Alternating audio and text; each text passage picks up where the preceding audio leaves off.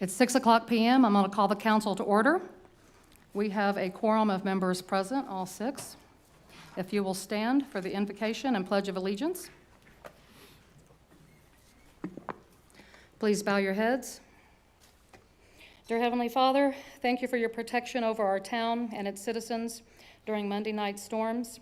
Thank you for watching over our first responders, police and fire, and keeping them safe as they carry out their daily duties.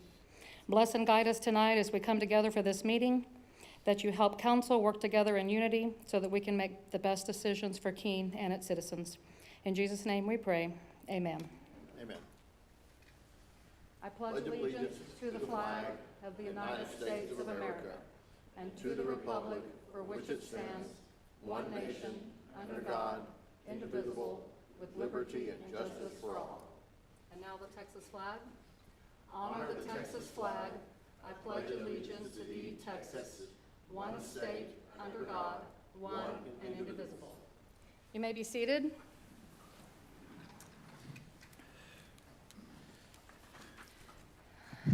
I want to thank everyone for coming tonight to our council meeting. It is April 4, 2024. I just have a couple of announcements. Thank you. I first would like to wish a happy birthday to Thomas Gutwa, who had a birthday this week on Tuesday. Happy birthday, Thomas. Thank you. And I would like to talk about the upcoming eclipse. We have an eclipse scheduled, if you didn't know, and I'm sure everybody knows by now, on Monday, April 8th. And this is going to be the first time that we've had a total solar eclipse in 7 years occurred in the United States. And the next one will not happen until August of 2045, 21 years from now. So right now, the forecast is not great for a good viewing weather. So we're not sure exactly what attendance that we're going to get. At first, we were thinking 3,000 visitors might be coming in. Most of them are invited by the Thompson Observatory in SWAU. Some of them I know are having family gatherings around the town. But I have seen that some people have changed their plans now that they know that we do have some storms forecast for Monday afternoon. But some of the things that you just need to expect about this eclipse is if there is a large number of visitors, that cell coverage may be affected. So make sure that you get your water bill paid on time. This month it's due on Monday the 8th because the 7th falls on a Sunday. So just in case there's any cell coverage that might be affecting ATMs and getting cash out or paying your bill here at the City Hall, make sure you do that early. Also know that trash service, if you have trash service on Monday, it is being moved to Tuesday. All the other days this next week are going to remain the same, so that's the only day that's going to change. So if you have Monday trash service, it's being moved to Tuesday. And basically everything else, I did a post online about don't park in the middle of roadways. When you're parking on 2280, make sure that you're following our existing ordinances. Do not block driveways. Be respectful of people and their private property. So don't be just pulling off into the grass. Don't be parking in the middle of the roads. Watch for people. That's really kind of a key thing. If there are a lot of visitors and they are coming here to the university, there's going to be a lot of people going across the crosswalk on FM 2280 that we all know can be very dangerous because we don't have any flashing lights installed at this time. So just be very vigilant and watch for people that are crossing the walkway. Schools are still going to be open in Keene on Monday, so we're going to still have students also coming home that afternoon walking. They may be coming in and out of parked cars, walking down the street. So everybody keep an eye out for your neighbors and the children and make sure that they're safe. Anybody else have anything to add to that? Any other precautions they want to add about Eclipse Day? Okay. I do, Mayor. Okay. I liked the part where you put, don't wear your eclipse glasses while driving. You know, I've seen that one on several posts, and I'm not the only one that also reminds people don't do that.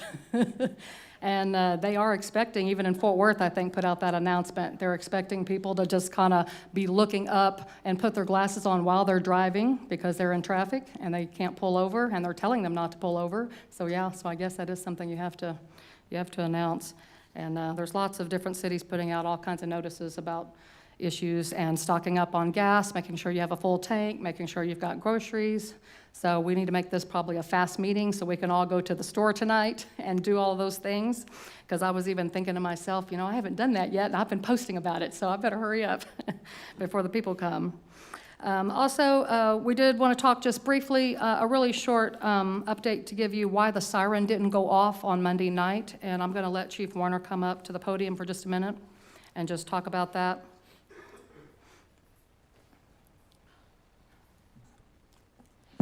Good evening, Mayor, Council, and citizens.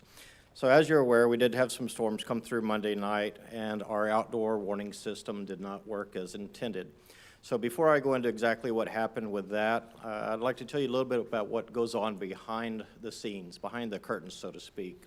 So anytime we have bad weather like that, you may not know, but I, as your emergency management coordinator, I'm actually up and I'm watching that weather, and I'm in contact with other fire chiefs and with the emergency management at a county level, and they're watching things from a regional level, a state level, and so on. So we're all in contact with each other, and we pass along information.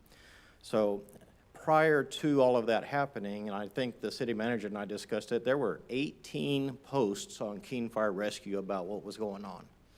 So we were letting people know best the way we could through social media that that was all coming and what was happening. Now the actual rotation started right around Highway 174 north of Cleburne, and it was coming this way. And that was our first notification that something really serious was about to happen. Some immediate posts went out on social media through Keene Fire Rescue's Facebook page, as well as Johnson County Emergency Management. And so there was some forewarning there. Now, the outdoor warning system that we have in Keene, and I will reiterate, we've talked about this several times, is a secondary warning system. It is an outdoor warning system intended to warn people who are outdoors that they need to go inside and find shelter immediately. So primary means are your weather radios, your news, weather and news on your television, as well as some social media. And then we also have Civic Plus through the city that everybody can sign up for, and they will get immediate notifications on their cell phones. So get them by text. So there are a lot of means of notification out there. But granted, this one should have worked. So Monday night, even during the storm, I had come into work, and I was there and immediately started going into troubleshooting. I was able to get our system back online relatively quickly. And initial indications were that we had what's known as a comms failure. So basically, something happened and a signal didn't get to where it was supposed to be. And a response from our siren didn't get back to us saying that it had received a signal. The next morning, I was online with technicians who are stationed out of Wisconsin, and they help monitor all of their company's systems, of which we fall under. It turns out, and they were very well aware of what was going on, that the way a notification goes out like that, ours is set up to be automatic. A notification will come out from the National Oceanic and Atmospheric Administration, filters down through the National Weather Service, and then goes out to all of these sites to make the sirens go off. That signal is, of course, encrypted. For lack of a better term, when the computers receive it, they have to have a password. So if it wasn't, a lot of bad actors could get a hold of that and really cause some chaos around the United States with that. So NOAA, National Oceanic and Atmospheric Administration, had recently changed their encryption, their key, their password. And they failed to notify the company that monitors our software. So they didn't know about it. So long story short, it was a failure from NOAA to notify this particular company that they had changed that, and our siren did not receive the signal, or it received the signal but didn't recognize it. It was coming in as the system say this is not secure and we're not going to listen to it. So that was the quick and easy explanation of what happened. Now, I've spent a lot of time on the phone and online with that particular technician, and we've gone through our system. for lack of a better term, with a fine-toothed comb.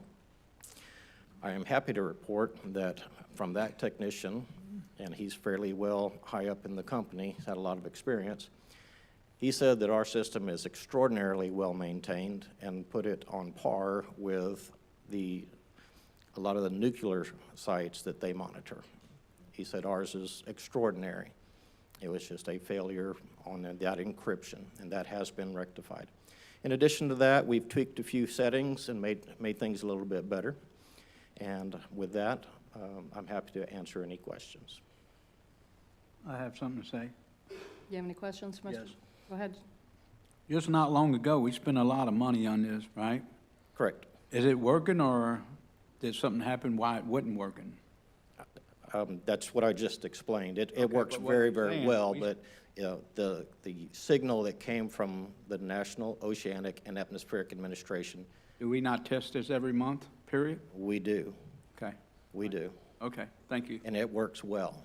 Okay, appreciate it. Yep. Yeah, it was tested this morning, and I actually heard it, so, and I don't always hear it, but I actually heard it very clearly this morning, so it's back in order. Okay, good, thank So you. we're good. Thank you, Appreciate it, Chief. Any other questions? I mean, I can go into extraordinary detail about how our system works and how it's programmed. Yes? Since we know that it didn't work this time, next time, if there's something different that happens, is there a manual thing that can be activated to make the siren go? So I'm glad you asked that question. The simple answer is yes.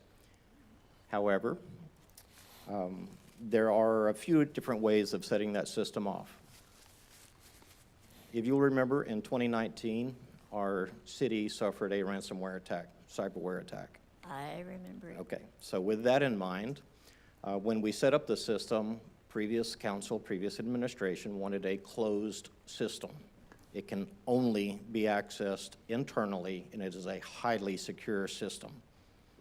So you must be on a particular set of city computers to be able to get into that system.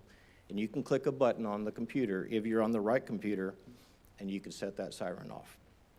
There is also a manual button, and where there was a lengthy discussion about who's going to be or where that button's going to be.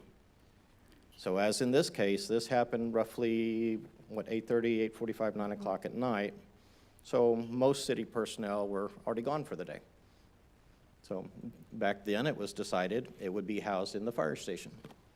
One of my objections at the time was during inclement weather like this, the firefighters are probably going to be busy. And that's exactly what happened this time. They were working out in this weather. Trees were falling down across roads. Electrical lines were down. There was a car wreck, I believe. They were not in the station to be able to push the button. So that's one of the concerns. We don't have anybody who's especially assigned to wait and push that button. But today's technology is something like Bluetooth? Our system is not designed that way. It was decided when we set it up to be a closed system. I cannot do it from a cell phone. I cannot do it from my computer at home. I can't do it from a tablet. I have to be on one of several computers inside the city network. That's why I had to come into work to get onto a computer to get into the system to see what went wrong. Sounds very secure, but the fact remains, it didn't go off, so. It didn't, no. But here again, and I don't ever like to say anything like this. It sounds like an excuse, but it was not our city's fault. It came from a issue at a federal level, and that has been rectified. Thank you, Chief. Any other questions? No, appreciate you, though, thank you. Thank you. Thank you. Agenda item number 3, public comments. I do not have any cards for anybody wanting to speak during public comments. So moving on to agenda item number 4. Hold on. Sorry. I didn't, you said anything in your subject, so I didn't know you wanted to talk. Okay, please step forward, Stephanie. Okay, so that's one of the things that I haven't been trying. This is the third time I've tried to actually speak, and I don't feel like that it doesn't say required to put actually what we want to talk about in the subject. And I don't know that that should be a requirement for public to be able to come up and speak about anything that pertains to the city. So what I've been trying to do for the last 3 council meetings to speak was, I've seen on social media that this particular family that I want to recognize with the city and in the public eye, and I know it's not our property, but this is a huge focal point of our town, and that's the duck pond and that beautiful memory lane bridge that was donated and sacrifice of time and financial resources, staff resources by the Boyer family. And this family, I know and love dearly, and I feel like as a city, they deserve some recognition for beautifying our town. Even though it is on the college property, it is a huge focal point to our town. Every time I drive through, I love the duck pond. It's beautiful. And I think a lot of people that drive through probably feel the same way. And so I feel as a city that this family really needed to be recognized, besides on social media and their video that was beautifully put together for Mr. Boyer's memories and everything. That's what I've been trying to do for the last several council meetings, was to come up and make that public comment. And I hope that tonight, when I noticed that it was on the agenda to discuss about the yellow cards, maybe we can discuss and the council can decide on some kind of, I don't know, to make it easier for people to come up and speak and not have to put down exactly what they want to speak about. Also, I think it is about whether or not we can speak whenever the meeting is open and we feel the need that we need to be heard. Thank you. Thank you, Stephanie. Sorry, I don't know if I gave my address. Stephanie Andrew, 1009 Christine Street. Thank you. All right, the reason why I didn't know to recognize Stephanie is because I've been getting yellow cards since we started our Rules and Procedures Council, where they put the subject as anything or just in case, and I don't know what that means, and so I don't typically call them up during public comments for a just in case. And when I saw anything on hers, I figured it was like a just in case. So I have one from Jen Baggett. Would you like to speak on anything too? Stephen Slayton, would you like to speak on your just in case? Okay. All right, moving on to agenda item number 4. Review and discuss the city manager's report. Mr. Batla? Okay, good evening, Mayor and Council. All right, let me start with well 7. I had hoped to be taking a victory lap on this, but it may be a victory stroll. Well 7 is up and running. So, yeah. Well, that's the good news. We do have a but. So well 7 is up and running. They've got everything installed. I would like to recognize Derek and his crew. They put in a tremendous amount of effort. I put a lot of pressure on them to get this done before this council meeting so we could say well 7 is up and running. The but is that after we flushed all the system and we took all the readings, the water quality is fine for consumption. There is still a tint to the water, and people are not going to like the tinted water, the yellow tinted water.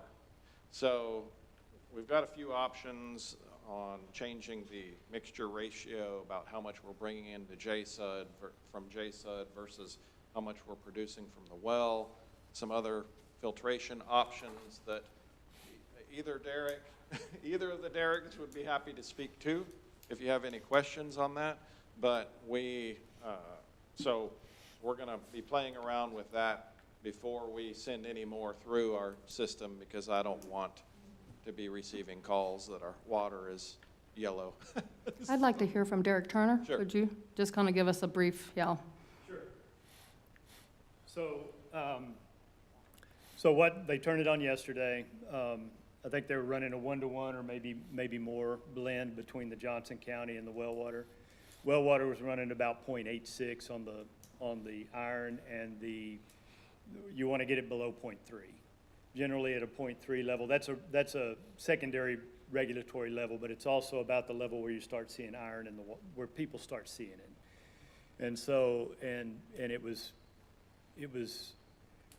coming on the filter, and it appears, and this has all happened, I mean, this came to me before I hopped in the car today, so, but it appears that we were having so much come through that it was passing through the filter to some degree. And so, the first thing I think we need to do is look at the blend, and that's a pretty easy thing to do.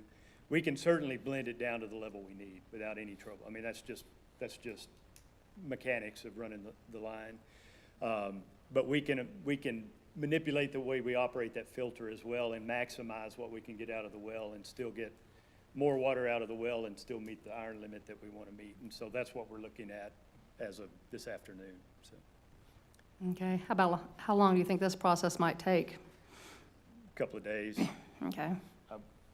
You're operating it, so I don't want to put you on the spot, but, I mean, it's just a matter of what I think we're probably going to do is start the well at a very low level and just kind of bring it up until we get to where we need to be. But you think it is fixable? It's Absolutely. it's salvageable, yeah. We've got it running, we've got yellow water coming from it, but we can get that clearer as we just kind of Right, tweak it.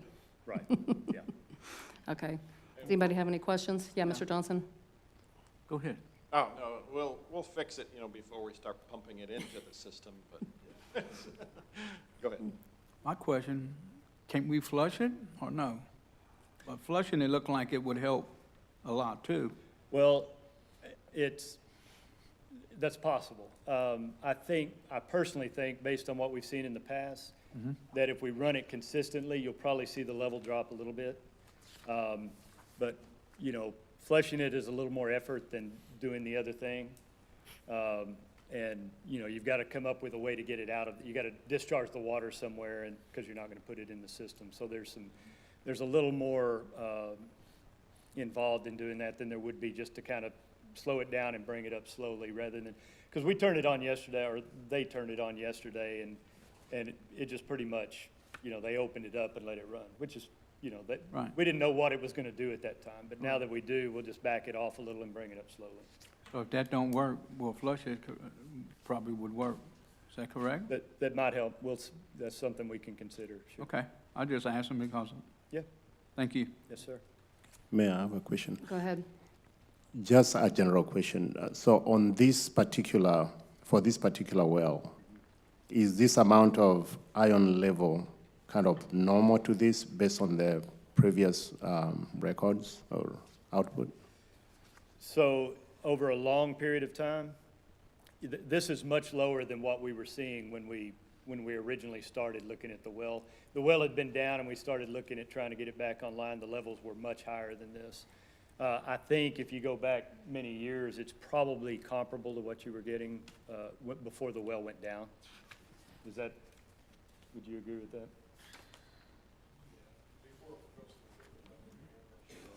Or maybe a little lower than what it was at that time, but yeah, before the filters were in, so. Okay, Or maybe a little lower, yeah.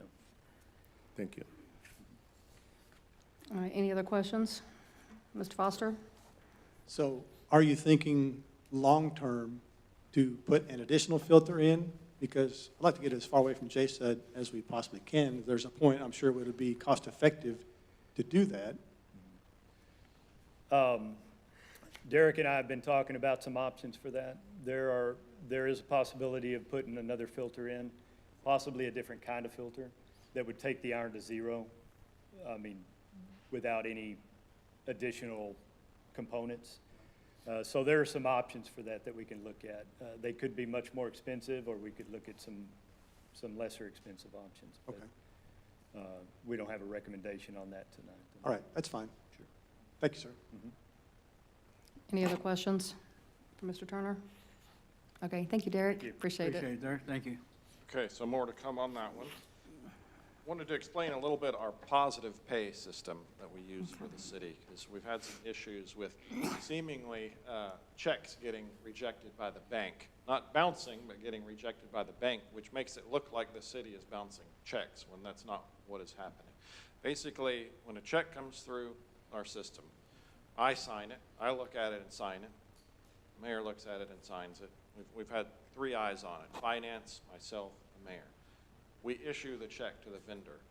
The vendor goes to cash it, and the bank has a system called Positive Pay, where it looks at the name, it looks at the signature, it looks at everything, and it's extremely sensitive, very, very sensitive. So if any little thing at all doesn't match up, it says, this check may be fraudulent, you need to look at it. And if it's not looked at, like in a very, very small time frame window, it says, nope, no good. So that's what has been happening with some of these these checks. So I went down to the bank today and I told them, I don't want to do this anymore. This is ridiculous. It's making us look bad, etc. They talked me back from the ledge. They said, oh, you do want to do this for fraud purposes, to keep fraud from happening. So we settled on they're going to adjust their sensitivity a little bit. They had a recommendation actually to change the sensitivity a little bit, and we'll have some procedures in place on the staff side to help try and make sure that when there are those exceptions that they get through the system in a timely manner to where they're not rejected. So I just wanted to give you a little bit of the backstory on that, because again, it just looks like what in the world, you know, we issue a $30 check to a council member and it doesn't go through. So we're working on that, and I just wanted to give you some background about how that works. Any questions on that? Now, who pays for the late, I mean, if it goes back, it don't Well, go there's into their not. account, We so. have to reissue the payment. So it takes extra staff time, and it's a waste of resources. So we want to get that. No, I'm talking about the bank, how they charge you $35? No, that's not an insufficient fund deal. Okay, good. All right, thank you. Okay, and last but not least, Spring Creek update. Spring Creek is done, and I don't know if you've seen it or not, but it looks very nice up there. I appreciate you doing my neighborhood like that, but you should have did it all. My street needs to be done next. Well, so, yeah, we finally got that leveled out. There's a lot of other work, obviously, in Keene, but if you take a look up at that one, it looks very nice. And again, I'd like to thank y'all, your crew, for making that happen. So, any questions? I've been getting a lot of calls on that here in the last few days since they got it done. Yeah, People lot are, better, isn't it? people are really happy because Yeah. it's not that big speed dump. It's Yeah. like it was, Take speed off bump. your oil pan. Yeah, it's really nice. Okay, so that is all of my updates. That it? Any other Any questions? questions for Mr. Bala? I've got Beasley? one. There's a patch on summer wheat and one on willow bend that are still just cleachy and not asphalt.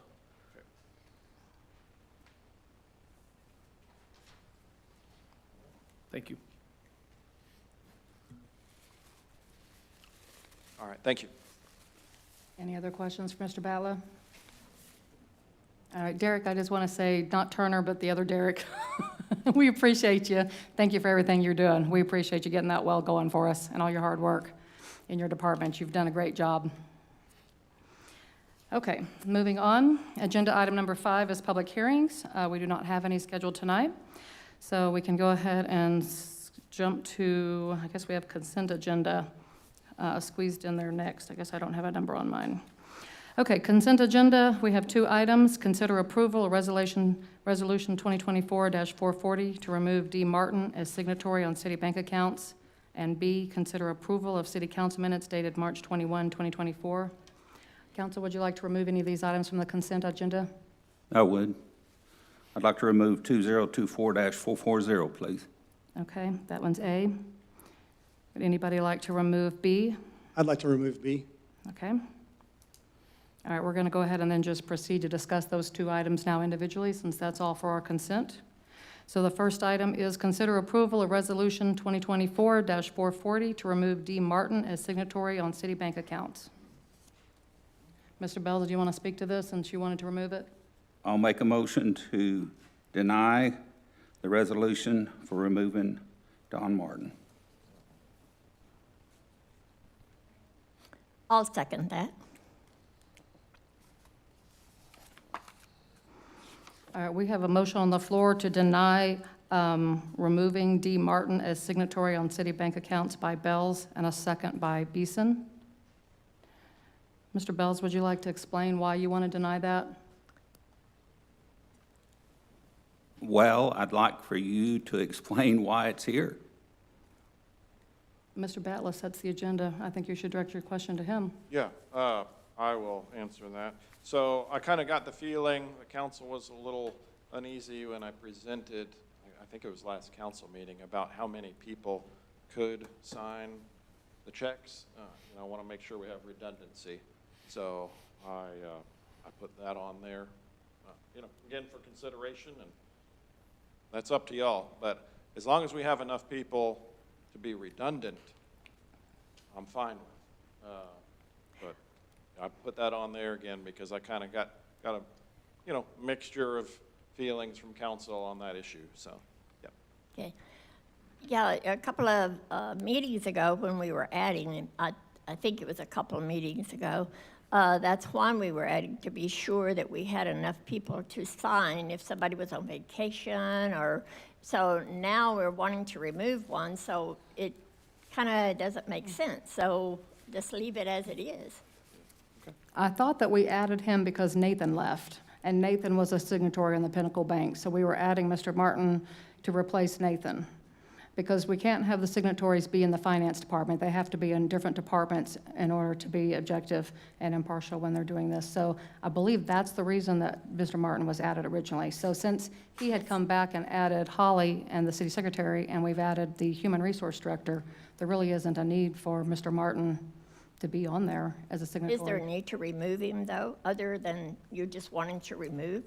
I'm not saying that we have to remove them. I'm just saying that we had, typically, since I've been serving for the past 5+ years, we've only had 2 elected officials and 2 staff typically been on as signatories. And that was recommended to us by the auditors, because when you have too many hands in the books, then you get too many opportunities for fraud and too many people that are signing checks and nobody knows what they're signing, and we don't have eyes on it. As Mr. Battle already said, he signs the checks right now and I sign the checks. And in my absence, Mr. Johnson would sign the checks, and in his absence, typically 1 other staff is on duty that would sign the checks. We don't need 3 staff on duty to sign the checks. I think we all understand that, Lisa.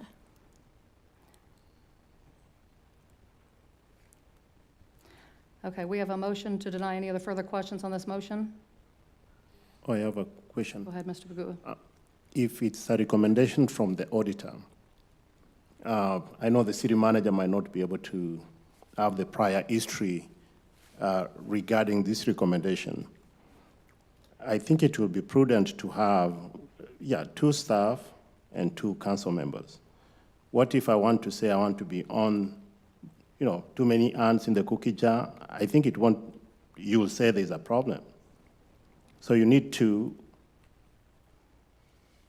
from one side, 2 from the one side, just to balance it so that everybody's on the same page. So it's a recommendation from the auditor. I heard when the auditor, I've attended some of these meetings, they do normally say, if you have too many hands in the cookie jar, the chances of somebody assuming somebody has already looked at this becomes almost guaranteed that you make a mistake. These taxpayers' money. It's not against anybody. I mean, if you tell me there are already two council people from the council side, and then you tell me I don't need to be there, I will understand by recommendation from the auditor.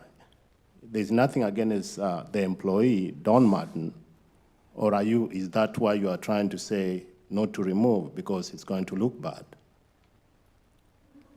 I don't know. Yeah, right now we have 4 staff that are on the signatory banks and 2 elected officials. So there's 6 people, and that's more than we've ever had since I've been in office.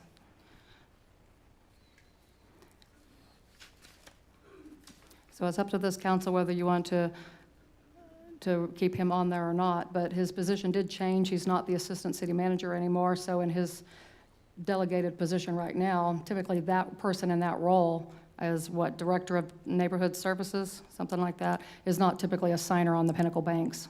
It's not typically somebody that the city staff would choose. They would choose either the human resource director or a city secretary or the city manager. Any other discussions on this motion? All right, we have a motion on the floor to deny Resolution 2024-440 to remove D. Martin as signatory on city bank accounts by Bells and a second by Beeson. All in favor of denying the removal of him, please raise your hand. Those opposed? Motion is carried with Easley and Gutwa against. Okay, agenda item, we're going on to the next one that's under consent. Consider approval of city council minutes dated March 21st, 2024. Mr. Foster, do you want to speak to this? Sorry. I think the minutes are fine, but under the public comments section, I don't like the fact that we say that Mr. Knott was allowed a total of 4 minutes and 15 seconds to speak. I think if a citizen wants to speak, let them speak. And I don't like the precedent that this sets where someone has to say, okay, I've got 4 minutes and 15 seconds of a speech I'd like to make or a presentation. Let's just let them speak. They know it's 3 minutes.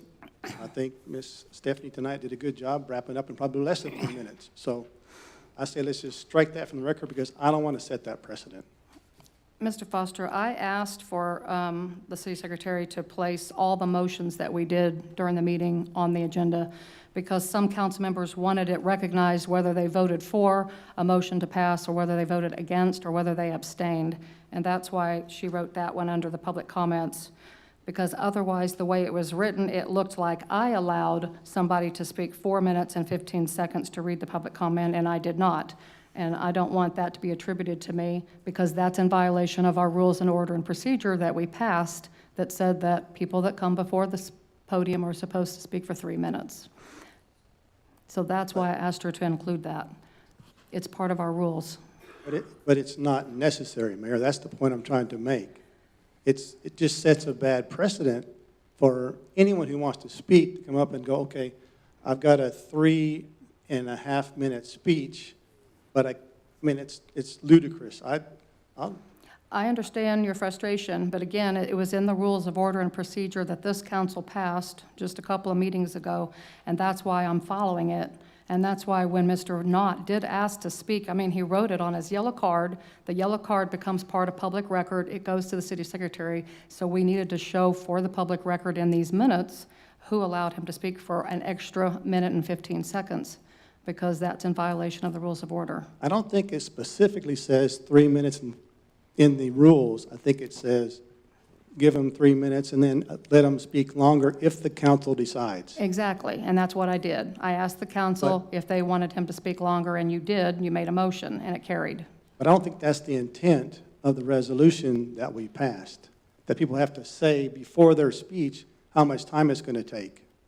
Well, normally they don't tell us. Usually, Exactly. Yeah, normally they don't tell us. He just happened to tell me, and he wrote it down, so therefore that's why I asked you in advance.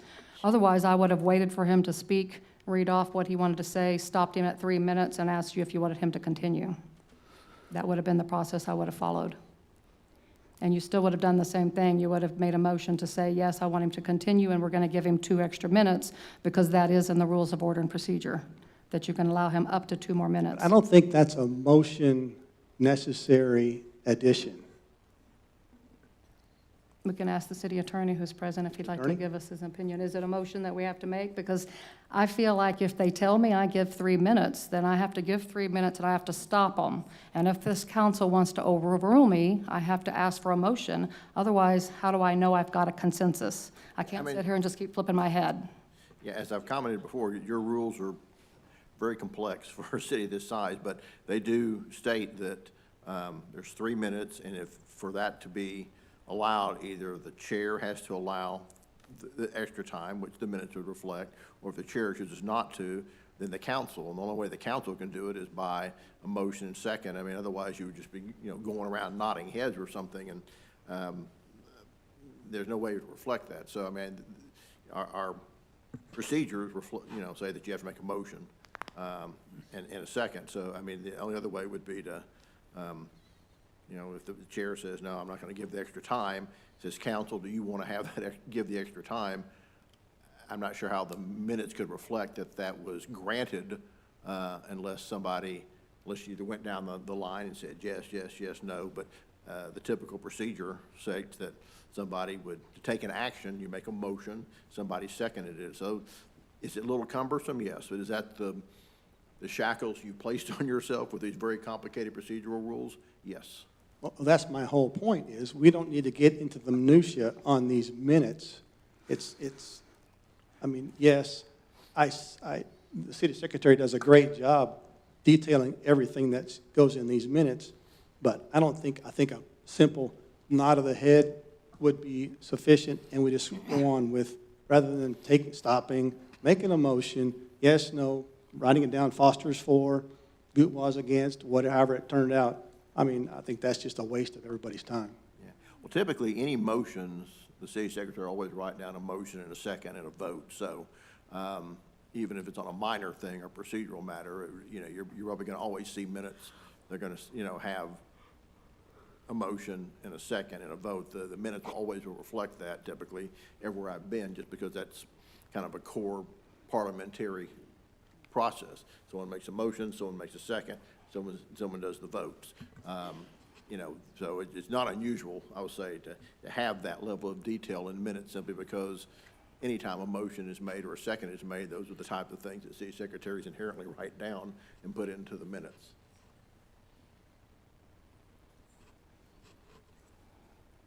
I mean, if they're not in the minutes, I mean, there's no real law out there that says what has to be in minutes. I mean, it's just basically the minutes are supposed to reflect the items, and every council has their own degree and expectation of how much specificity. Some places I'm at, the minutes almost read like a verbatim transcript, and they're very long. Others are very, very short. But we do have our hands tied to a certain degree by these procedural rules that we've had. So if we're going to adopt the procedural rules and we're going to follow them, then probably the minutes need to reflect that those steps were taken in the procedural rules, so that we know that we did it. So otherwise, someone could look at the minutes and say, well, y'all did this, but the procedural rules required this. I don't see that in the minutes. Does that mean it's defective, or that it's going to be able to undo what happened? No, but, you know, it's just really the question of how does this council want their minutes to read, and most councils want the minutes to, at a minimum, reflect Exactly. that you followed the proper procedures. I see things Johnson? like this as taken to the extreme, and that's what this is right here. Yes, Mr. Johnson? Yeah, I feel like this. I mean, a couple months ago, we let somebody sit in here and speak for 10 or 15 minutes. Wasn't from here. And that was okay, but we get people here. I feel like it shouldn't be no minutes period if they're just being honest and not sitting jumping on nobody or talking about what needs to be talked about. 3 minutes ain't no time, period, for nobody if they're gonna sit there and talk about what really needs to be done, in my book. I mean, do I think if they're up here making a scene? Yeah, the 3 minutes are, all they need in, yeah, because we don't need Yes. a big scene in here or anything. But all cities adopt these types of minutes, Mr. Johnson. They all do it, and most of them typically do 3 minutes. And that's what we've always held to as far as I've been in office, and I know for many years before that. But typically, you do that because you limit the number of speakers that are speaking and the amount of time they're given. Otherwise, we could be sitting here all night with 20 speakers, and if you let them each talk 2 hours, you know, are we going to spend the night here in the chamber room? So we have to give a limit. You just have to have an order to your procession. You want them to organize their thoughts, know what they're talking about. That's why we have them use the yellow cards where they put the subject down so that we know it's germane to some topic that's related to city business is what they want to talk about. And we've got an agenda item that we're going to talk about that later. Right now, we're kind of, probably get a little off course here. Right now, we're just talking about the minutes. Yeah. We want to improve these minutes. We've got another agenda item that would allow us to more freely can we discuss change it to like 5 the minutes process. or no? Yeah, we can, but you'd have to amend the rules. Yeah, We'd have to amend the rules. right. Okay, Mayor. Okay. Councilman Rob Foster, I know we did bring some of this.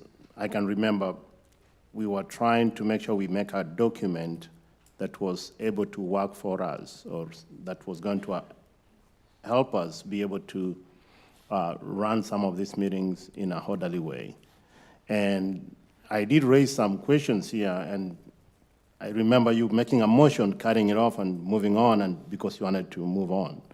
And these are some of the things that you want to address. But as it stands now, I think it's reasonable to record what goes in the meeting, who made the motion, who abstained, who voted for what, because some of these things, a few months from now, somebody might ask, why did you guys give this person more minutes than the other one? So you want to come out looking impartial so that you can be able to give everybody equal chance. Thank you. All right, any further discussion on this motion before we can make a motion to pass the minutes?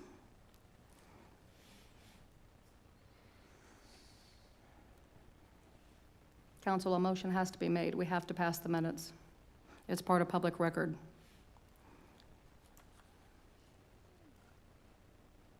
That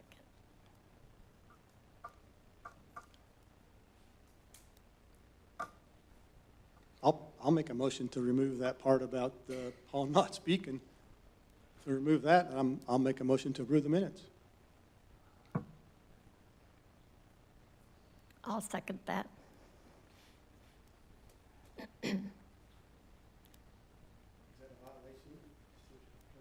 No, it's not a violation. I mean, whatever you want to put in your minutes is, like I said, there's no law on that.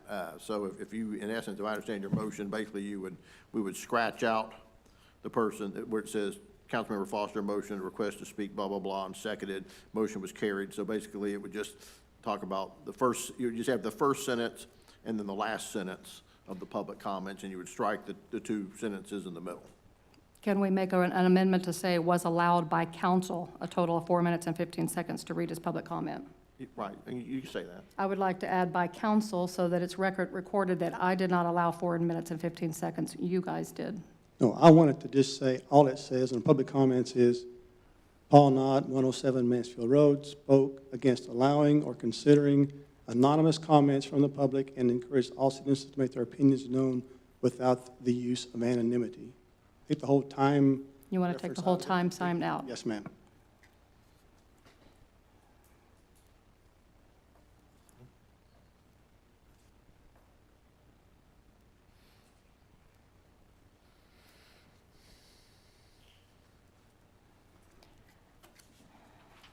Okay, so are you amending your motion then to make that change that you just indicated?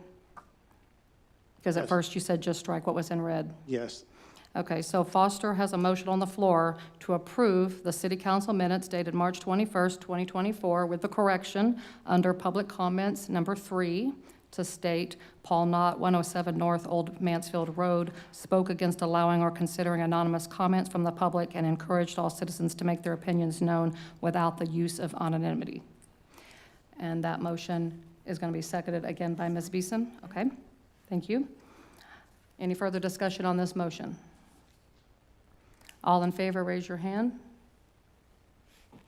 Those opposed? Motion is carried. It's unanimous.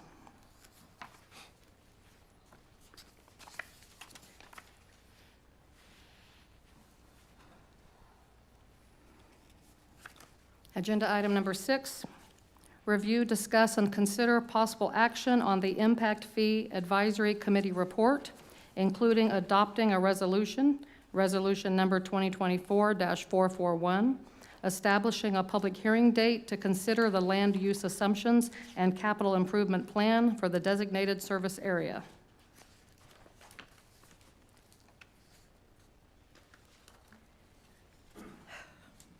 Mr. Batlow, are you going to be speaking to this, or Mr. Turner? Well, Okay. Yeah, while he's getting ready there, we continue our march towards the impact fee. But again, we have to do several things in the correct order to make that happen. So Derek here has kind of where we're at in that. Sure, thank you, Mayor. Evening, council.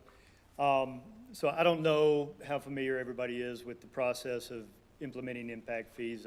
Most of the time, there's not a lot of familiarity there. But so just as kind of a brief summary of that process, the the state governs the implementation of impact fees through Chapter 395 of the Texas Government Code. And that code requires that you do a few things. One is that you have to prepare an impact fee study, which is essentially what we're here to talk about tonight. And that study has to contain three specific elements have to be in that study, which are land use assumptions, capital improvement plan, and the impact fee calculation itself. And so once that information is gathered and prepared, the process requires that it go to a capital improvement advisory committee, which, as Brent mentioned, and that's happened. And the advisory committee has to make a recommendation to council, which has happened. And then council has to act, and it has to go through a public hearing process. So we're at that council has to act phase now, obviously. And so I'm going to present to you what we presented to the capital improvement committee, and you guys can act as you see fit on that. But so as you go into the study itself, the very first part of that is the land use assumptions. And this map, and all of this that I'm going to show you on the slides is taken directly out of the report, but this is out of the existing land use section. This is your existing land use map. We took the map that you guys already had. It's on your website. We added areas that we know have come into the city, the Ashton Homes, for instance, Sunset, some of these developments that have occurred in the recent months and years that weren't already on the land use plan.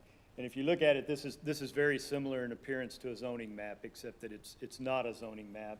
It's not showing you zoning categories as much as it's just showing land use categories, residential, potentially small to medium to large residential tracts, commercial, industrial, kind of broader category land use designations. And you can see the blue, for instance, is school and public facilities. The yellow, well, on this one, the yellow area is residential.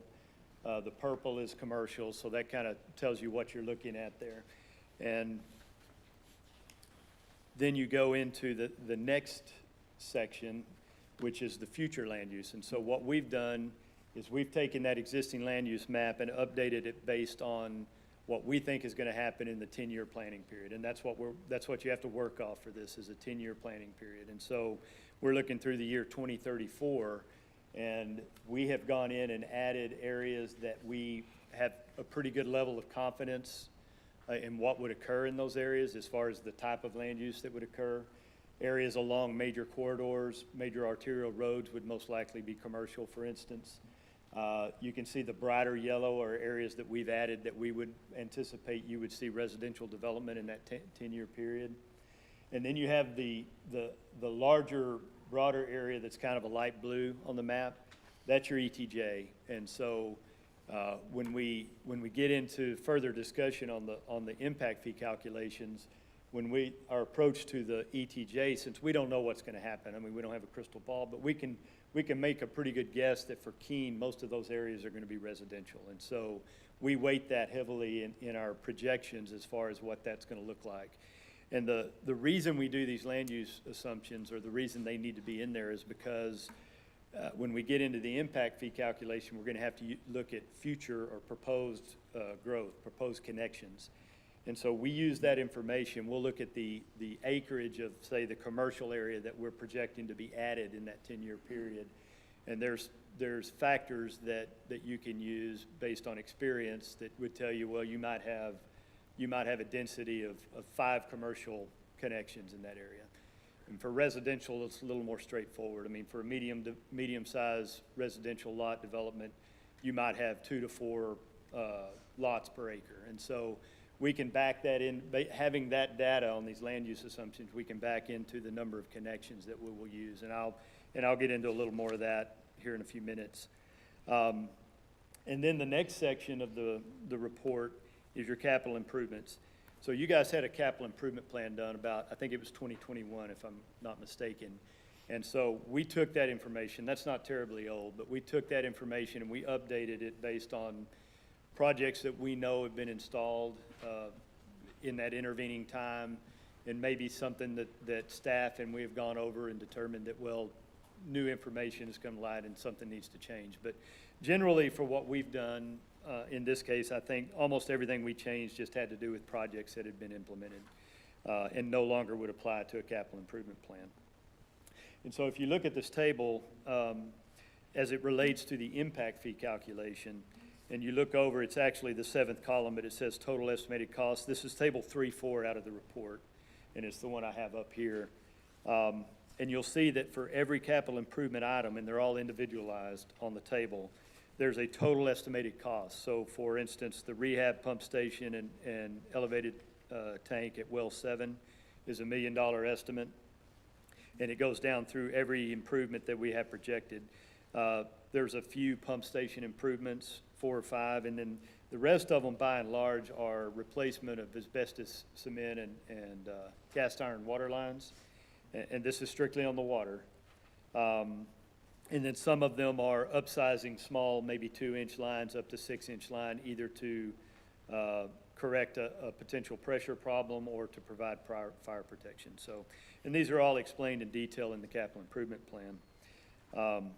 But if you look down through, again, as it relates to impact fee calculations, we've added what would be columns 8, 9, 10, and 11, the last 4 columns of the table.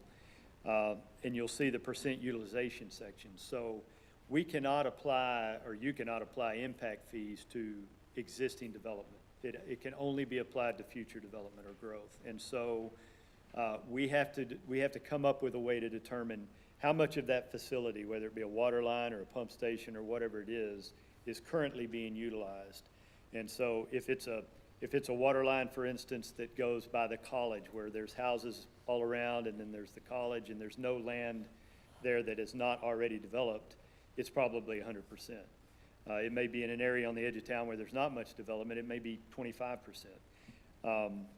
And then when we look, and then we have to look at the 10-year projection for the 2034, and we have to make an estimation of what that percent utilization would be at that time for that particular improvement. And so we do that. A lot of that also has to do with the land use assumptions. We look at where that development is likely to occur, and then we apply that to these specific locations of these projects, and we estimate what that percent utilization would be based on what that 10-year growth would look like. And so you take the difference between those, the existing and the 10-year percent utilization, and that's the percent that you can apply to the actual total cost that can be used to calculate an impact fee. So you can't use the actual total cost of improvement. It has to be the percent utilization. So, and there's another reduction that has to take place that I'll talk about shortly. And then the total on the water, if you look down at the bottom, and it's on the second page, but it's 2.58 million. That's the adjusted amount based on the percent utilization that we're able to use later in the calculation. And you've got a map in your report that shows the improvements. Very hard to read from this distance, obviously, and a lot of detail on that map. Happy to go into any specific questions you have on that, but I'm not going to delve into all of those right now. Going to the wastewater, which is next in the report, and that's table 3.5. Everything's pretty much the same as far as the way it lays out, so I'm not going to retrack all of that explanation, but you have similar individual improvements. On the wastewater side, it's generally, we've got a handful, let's see, it looks like 4 upgrades of lift stations and or adding SCADA monitoring controls to the lift station. But by and large, this is also replacing old clay sewer lines or installing new sewer lines in areas where we're expecting growth that there are currently no lines. I want to point out, I don't know if anybody's noticed it, but in case you do, the very top of this table, the first 2 items are duplicated. That row just got duplicated in our table. It does not figure into the calculation. It got shown on the table, but not included in the calc. So I just want to make sure you're aware of that. So if you look at the bottom line on that one, based on the percent utilization again, the total sewer amount that we can use for the calculation is $6.595 million in capital improvements. And again, you've got the table that will be in the report in a large format that you can see as far as where all of these improvements are contained. I'm going to push on through the actual calculation, and then I'll stop for a second. But the next section of the report is where we actually get into the calculation of the fee itself. And so Section 371 is the maximum water impact fee calculation. So what we're calculating here, based on all of these, all of this previous work, is what is the maximum fee that the city can charge. You can charge anything less than that, but you have to establish a maximum based on the data that you have available. And so if you look at what we've got on that page, we reiterate the total water capital improvement cost, and then that total eligible cost based on percent utilization of 2.58. And then we have to reduce that further. The Chapter 395 requirements include that you have to provide a 50% credit on those eligible costs to account for income that would be derived from rates or taxes that would be used to cover capital improvements. So in other words, all of the development alone would not account for all of the costs associated with paying for these capital improvements. And so you have to apply that 50% credit. So what you're wound up with is actually 1.29 million that you can use to calculate that impact fee. And then if you look down through that, it tells how that calculation is performed. But based on those land assumptions that we looked at earlier, we made projections of what your connection count would be, and that's all contained within the report. But it's essentially just taking those projected numbers we have, applying it to the population growth percentage that we developed, and coming up with a total in that 10-year period of what you would grow. And this is, again, is only the growth. We can only apply it to the new connections. And so for the water, we estimated 641 additional connections in that time period. And so you take that total impact fee available, which is with the 50% credit, divide it by the 641 growth connections, and you come up with $2,013 as a maximum impact fee that could be charged. And that is for a 5/8 inch standard residential meter. And that'll become that, and that's important as we look at other meter sizes that I'll talk about shortly. On the wastewater side, again, we reiterated those numbers, and we had a much higher number on the capital improvement. You apply the 50% credit, and we wind up with 3.297 million as far as the amount that you can use in the calculation. Now, Johnson County serves a lot of your water connections, or serves a lot of the water connections within the area that we're looking at. And so the sewer is completely within the city, or Johnson County does not serve sewer, so the sewer counts are higher than the water. So when you see that, that's the reason for that. But we came up with 910 projected connections over that 10-year period. You divide that into the 3.3 million, and you come up with $3,623, per 5/8 inch meter service account. And so, again, that would be the maximum amount for a standard 5/8 inch water meter, which is, which we use as a guide for the sewer. So, if you look at that, so once you have that base standard fee, then how do you come up with the fee for 1 inch, 1.5 inch, 2 inch, and so on meters? There is not a maximum. You have some leeway on what you charge for those larger meters. And you'll see in a little bit that comes into play with various communities. But the American Water Works Association developed a meter equivalency chart, which factors for each one of those meter sizes going up from 5/8. And for instance, a 1 inch meter is, I believe, is 1.5 times a 5/8 inch meter. So and it's based on the amount of water that they can use out of that meter size. So what we've done in this table, which is in the back of the report, to develop what we recommend as your larger meter size fees, is use that standard equivalency chart. And that chart is also in the report. And so you can see, what that comes out to as far as the other meter sizes going up. And if you look at the comparison, and hopefully you've got a sheet size view of this in front of you, but so we've taken several other communities. We try to find communities that are similar in size and similar, in other respects to the city of Keene. It's impossible to find any that are really apples to apples, but we try to get very close. But if you look at it on the water side, and you can see, we've got Keene, the graph column that we've got for Keene is in green and the others are in blue. If you look at it on the water side, up to about a 2-inch meter, you come out about median, just low of median, compared to other communities, which to us is a good, that's a pretty good indication for you. On the larger size meters, 3-inch, 4-inch, and 6-inch, you tend to be lower, if not at the bottom of the cost range. So again, you have some leeway on what you charge on those, but it's using that standard meter equivalency factor, you kind of have some justification for what you use, so that's why we go with that, as far as what our recommendations are. On the wastewater side, you'll see that you would tend to fall high of median on most of the meter sizes. And so you're either somewhere between medium and high, or near the top as far as what your cost is compared to these other communities. That really just says that Keene has a lot of infrastructure that hasn't been addressed in several years, and there's a lot to be done here. That's not atypical of what we see in communities that haven't had a lot of capital improvements on one side or the other in quite a while. If you look at the higher meter sizes for that one, you start getting kind of medium again and low median as far as where you fall. And there's a table at the end of each one of those. This is in the appendix of the report that show, a full comparison for each meter size going down. I think I kind of blew through that, but I intended to stop after the calculation, see if you guys had questions, but I think we got there either way. Yes, sir? Give me kind of an idea.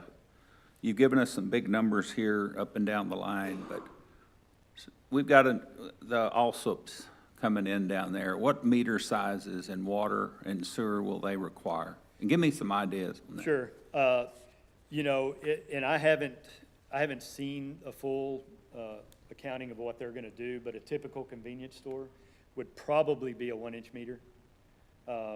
Water. If they have Allsup's has the little cafe counter and those things, so they'd probably have a 1-inch, I would guess. So you've gone on up here, 3, 4, 5. Give me an example of who would take a 5-inch meter, Okay. 4-inch meter. Well, a large concrete plant would probably take a 3 or a 4, I would Okay. guess. A big industrial facility that does a lot of, that has a lot of cooling towers.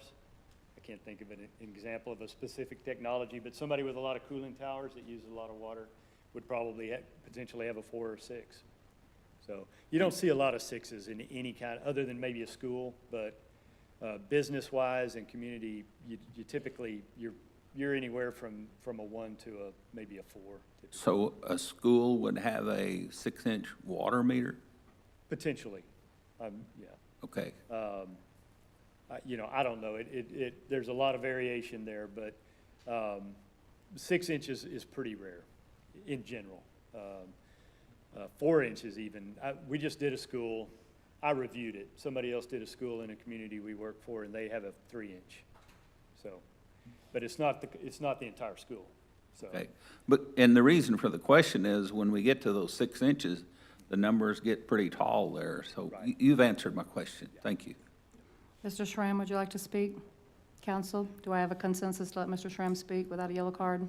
All right, sir. Thank you, Mayor and Council. Wes Schramm, 1002 West 4th Street. I appreciate what you all are going through here. Something that hasn't been addressed would be a fire sprinkler system. They typically will take either a 4 or 6-inch tap, and that hadn't been addressed. And I know it doesn't get a lot of use, but it is a tap size. And so what this also looks at, to me, is we're not completely, by doing this, we're not completely getting to where we need to be with our sewer treatment plant, and possibly water in the future. Even though it's big numbers, it doesn't look like it's gonna get there. Yeah, I think concerning the first issue, I'm not positive, to be honest. It's something I would probably need to look at and get back to you guys, but I think impact fees are probably limited to domestic service. I've never heard of one being charged for a fire service.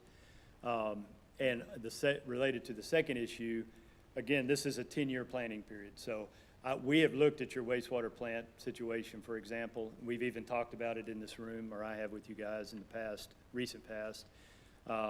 And there will come a point, as he said, that will be an issue that will have to be resolved.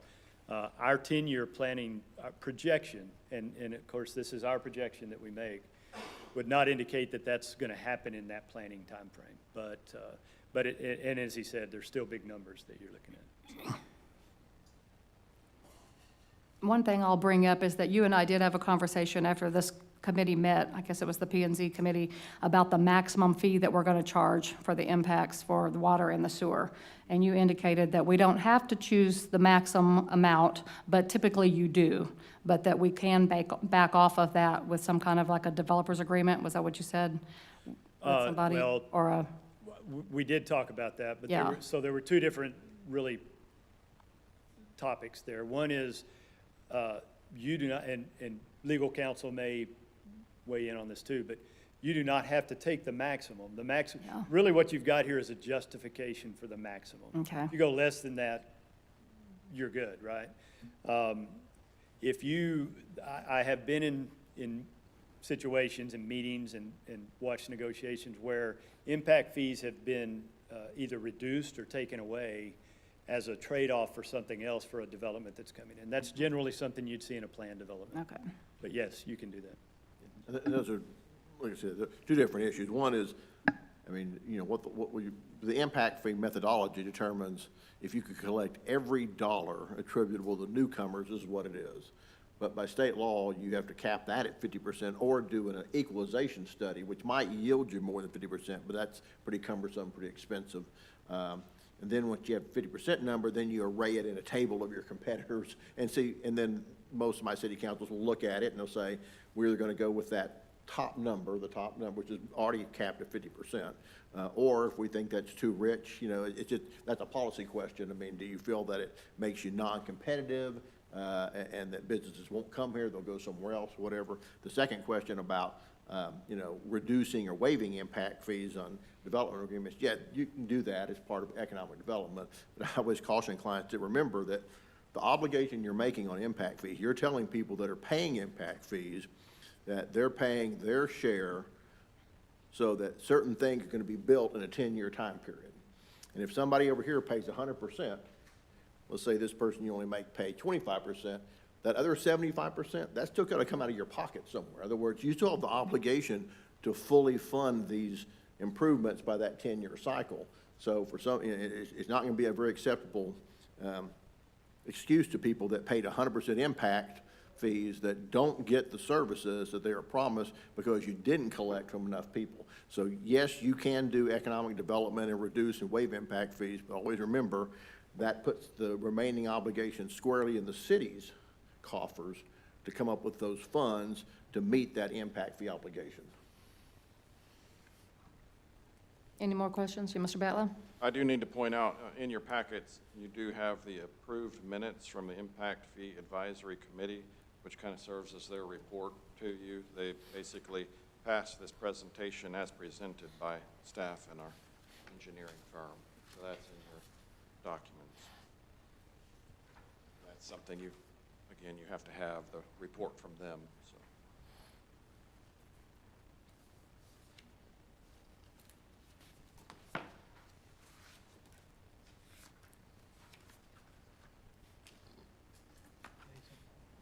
Sir? Yeah, you just made a statement that you just kind of glossed over, in my opinion.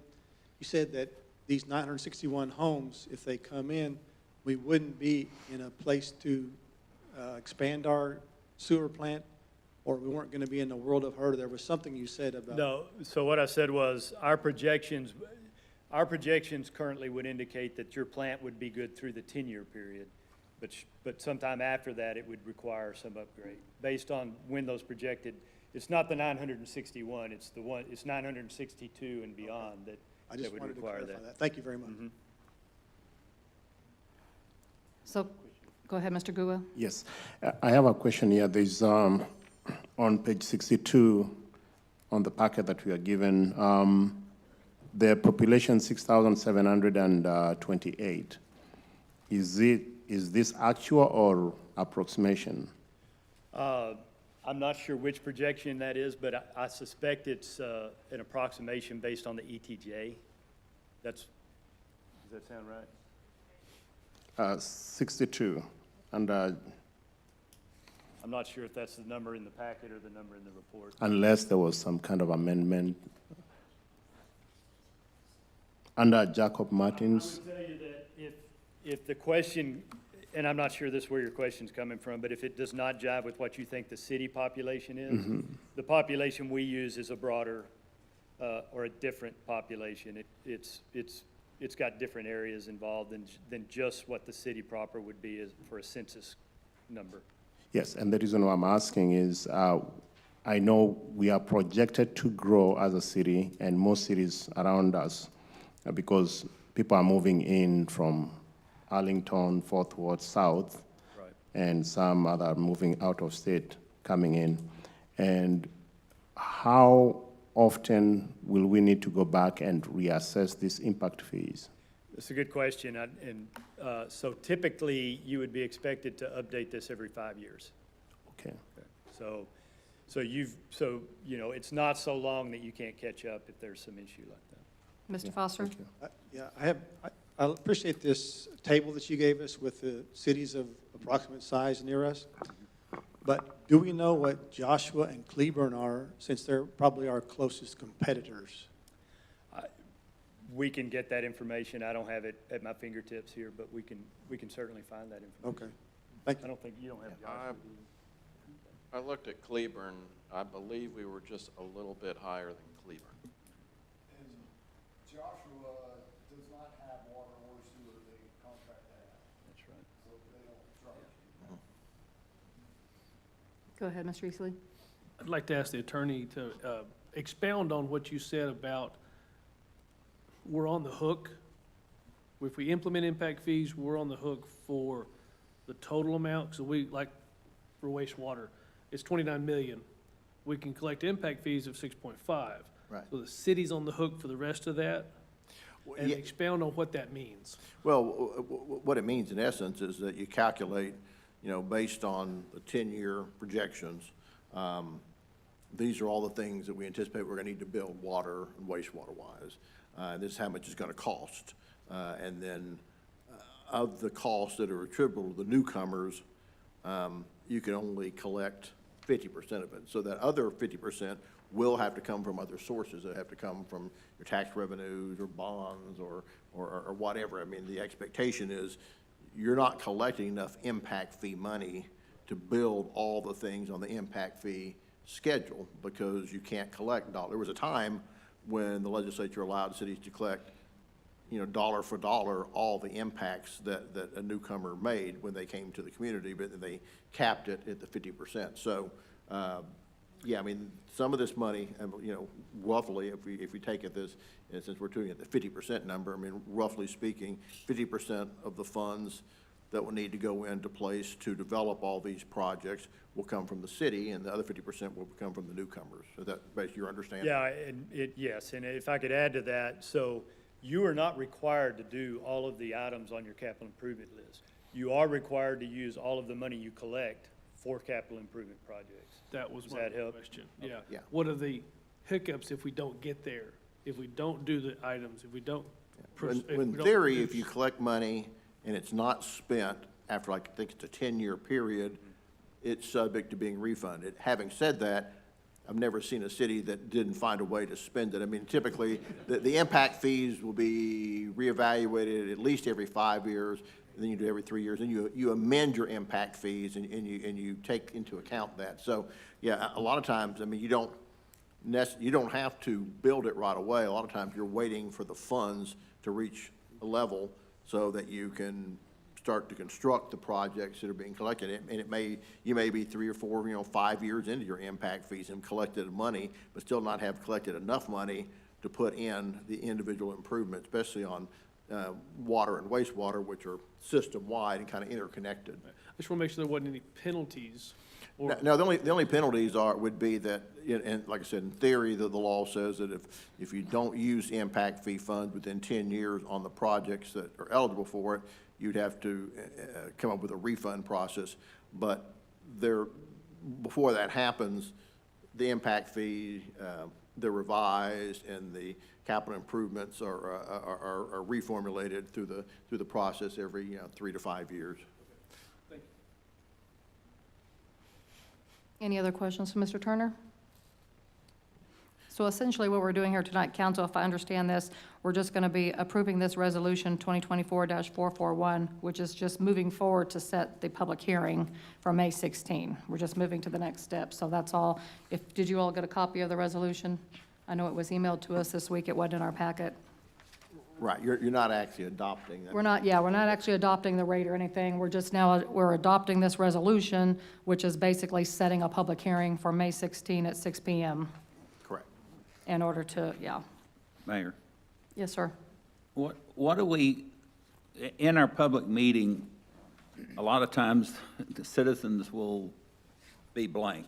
So what are we wanting to accomplish in our public meeting? So this, I may. No, please. Yeah, this is just one of the steps. We have to have a 31-day notice to allow the public input on this.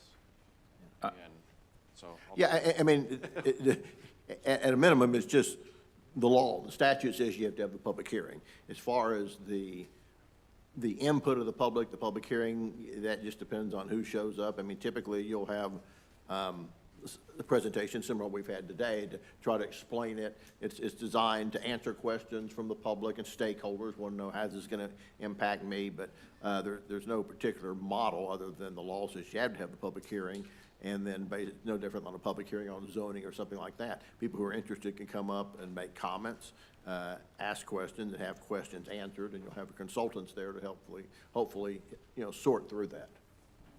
Okay.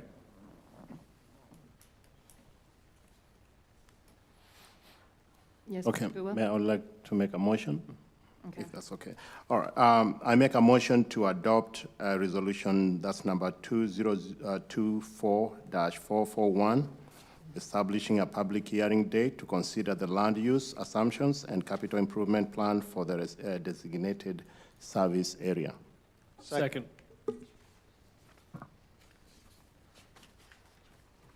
All right, we have a motion on the floor by Gutwa to approve Impact Fee Advisory Committee report, including adopting a resolution 2024-441, establishing a public hearing date to consider the land use assumptions and capital improvement plan for the designated service area, and seconded by Easley. And before we move on, let me ask the city attorney, do we need to indicate the public hearing date in the motion? Do we need to actually say it's May 16, or just adopting the resolution is enough? Well, the resolution contains the date. Okay, so we don't have to mention it in the It has to motion? be in the motion Okay, itself, no. so we have a motion on the floor and a second. Any further discussion on this motion? All in favor, raise your hand. It's unanimous, motion is carried. Thank you, Mr. Turner, appreciate it. Thank you. All right, council, I would like to go ahead and call maybe a 10-minute recess, that we could kind of get up and stretch, for that was kind of a long discussion that we just had. If you all are in agreement, it's 7:23 PM. We're going to go into recess.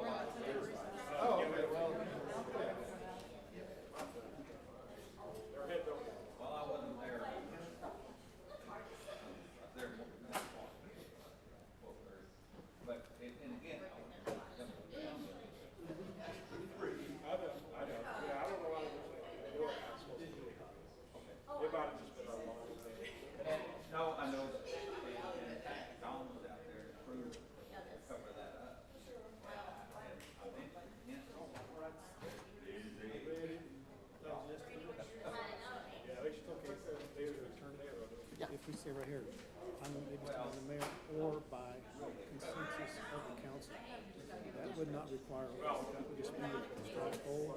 Yeah, basically, anybody object, you know, that kind of thing. Yeah, you can say that. You can make, We can change that. this. You can, oh yeah, you voted it in, you can amend it any way you want to.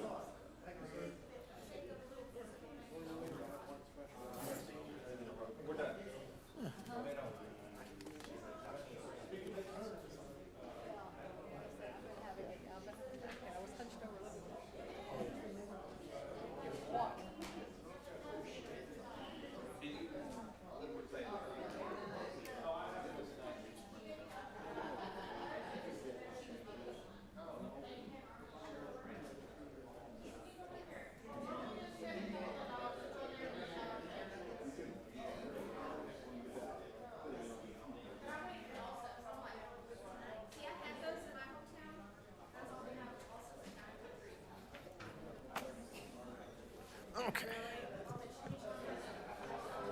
Problem with the break, you never get everybody back. I know, I like having a break every so often, yeah. At a, That one was yeah, kinda like long, a and seven, I- seven that inning, was true, I was looking over that seventh thing. inning stretch or whatever, but yeah. I've noticed that people kind of like it too. They like getting up and being able to talk in the middle of the meeting about what Sure, just took place sure. before they process the rest of it.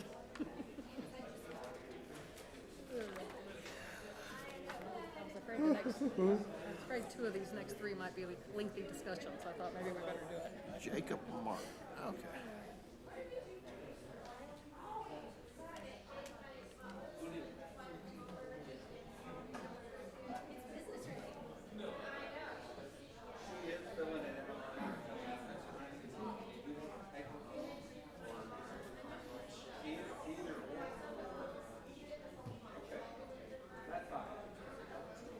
Apparently it gives the city manager time to eat.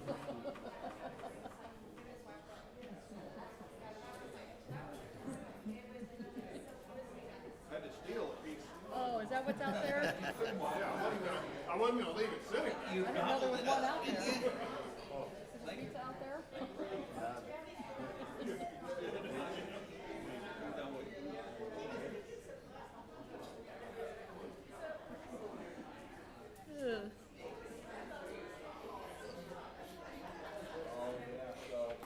All right, I'm going to be calling the council back to order in about 30 seconds. If you'll have your seat, please.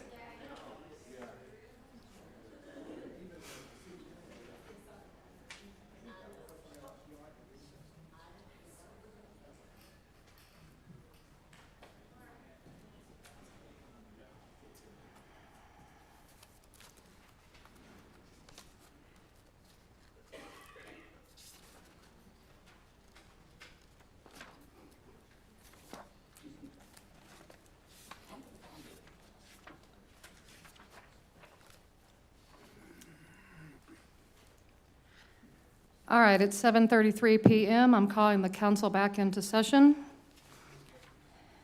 We are ready for agenda item,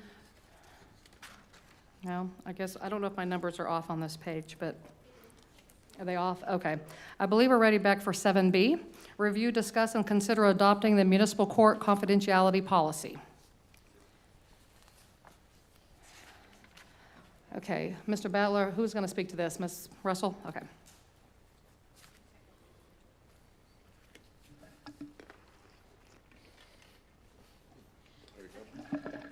Our city attorney, Chesser, brought to our attention that the Texas Supreme Court issued a final approval of amendments to the Texas Rule of Judicial Administration, Rule 7, and created Rule 7.1, Court Confidentiality Policy Required. And it applies to all municipal courts in Texas. Every court must, no later than May 1st, 2024, adopt a policy governing court confidentiality. The policy must define who it applies to. It must define confidential information, must impose a duty of confidentiality on all court staff that will continue after employment at the court ends. It addresses when, if ever, the disclosure of confidential Excuse me. information. Can you speak on that? Chief can't hear you, I'm sorry. Sorry. It addresses when, if ever, the disclosure of confidential information is authorized. It must provide the language of relevant laws, address negligent and accidental disclosure of confidential information. It must warn of potential penalties for improper disclosure, and also require all court staff to acknowledge receipt of the policy in writing. It must be, of course, given to any new court staff, and then to existing court staff biannually. Our municipal court judge has read over the policy that was provided to you and has agreed to it, says it covers everything. She's good with it. Our court clerk has already signed a confidentiality policy in the past, so going forward, she would then need to sign the new one if adopted. Was this written by Mr. Chesser? It was, Okay. yes. Mayor, I'd like to make a motion to approve adopting the municipal court confidentiality policy. Second.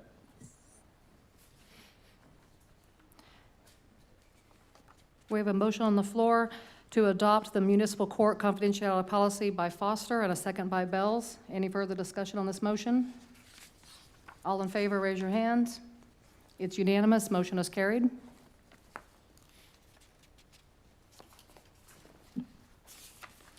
Agenda item number 7C, review, discuss, and consider resolution number 2024-436 to create and appoint members to a charter review commission.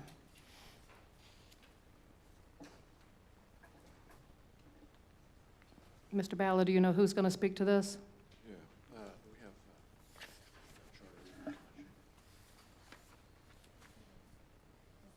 Yes. Okay, yeah, you have the resolution in your packets. We have several applicants. I think you have some of those in your packets, and we received 2 additional. So the next step going forward for the Charter Review Commission is to actually create the commission and appoint members to that commission. Now, the resolution is one that y'all have reviewed before. It does state 7 members, and we've received 6 applications. We did receive one tonight from Mrs. Cheryl Schramm, so that is not in your packet. But you also have one from Jennifer Baggett, Samantha Gillen, Troy Smith, Debbie Bells, Mhm. and Robert Bradbury. Yes, thank you. Ms. Steph, would you like to speak, Ms. Andrew? Oh. Okay, I don't have. Probably in my email. Mayor, one thing on this, we are under a pretty tight time frame pre-election to get all these things established in the right order. So if it's council's will to continue with a charter review commission, we need to get that ball rolling pretty quickly. Well, we need to get the commission established and get the resolution. Okay, so this commission is supposed to have seven non-city council members appointed, and it says members of the city council. So how do we go about deciding on the city council who presides without breaking quorum? So we just choose three? Well, I think it envisions the entire city council. I mean, It's the entire city council? some city council, especially when you're doing adopting your original charter has some precise requirements. But amending the charter, you can have a charter committee. Some of my city councils, just the city council has discussions, workshops, decide what they want to do. But this envision, the city council, each member of the city council would be on the charter commission, and then you would have 7 other members. So I guess it would kind of align. I mean, in theory, each council member would select somebody or recommend somebody. It's usually when you have that harmony. But no, you would those meetings would be agended. They would be public notices. It would be, in essence, they would be a meeting of the council, city council, acting in its capacity as a charter commission. So you would have to figure out the logistics because you're going to have public meetings, and obviously there's not enough room here. So you'd have to have folks here, and then maybe a table down there, or maybe do it in a, over there in the community center or something like that. But yeah, there's no problem. I mean, you don't have to have the full council, but this envisions the full council. If there's certain members of the city council that just, for time constraints or whatever reason, just don't want to be on the charter commission, this would be their chance to say that and say, like, I don't want to be on the charter commission. So it would be, you could amend the resolution. It'd be appointing the city council, with the exception of these people, are just designated council members. So if all the council wants to be on the charter commission, you can leave it as is. All you really need to do is figure out the other names 7. you want to put down there for the non-council members.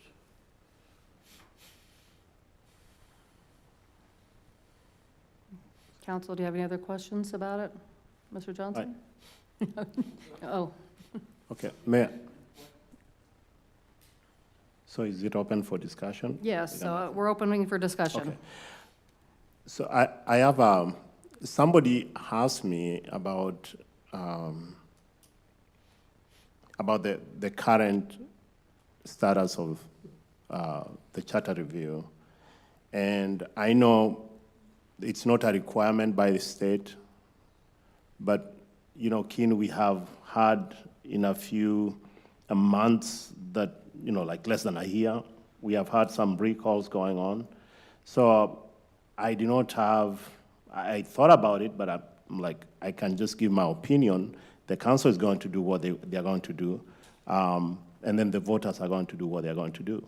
So I would like to give my kind of view on this, and don't take it personal. I'm not against anybody. If there's somebody that wants everybody to participate, it's me. I want everybody to participate. But I'm having just an issue here, a little issue. It might not be a big issue for you, but it's just something to think about as we continue to move forward.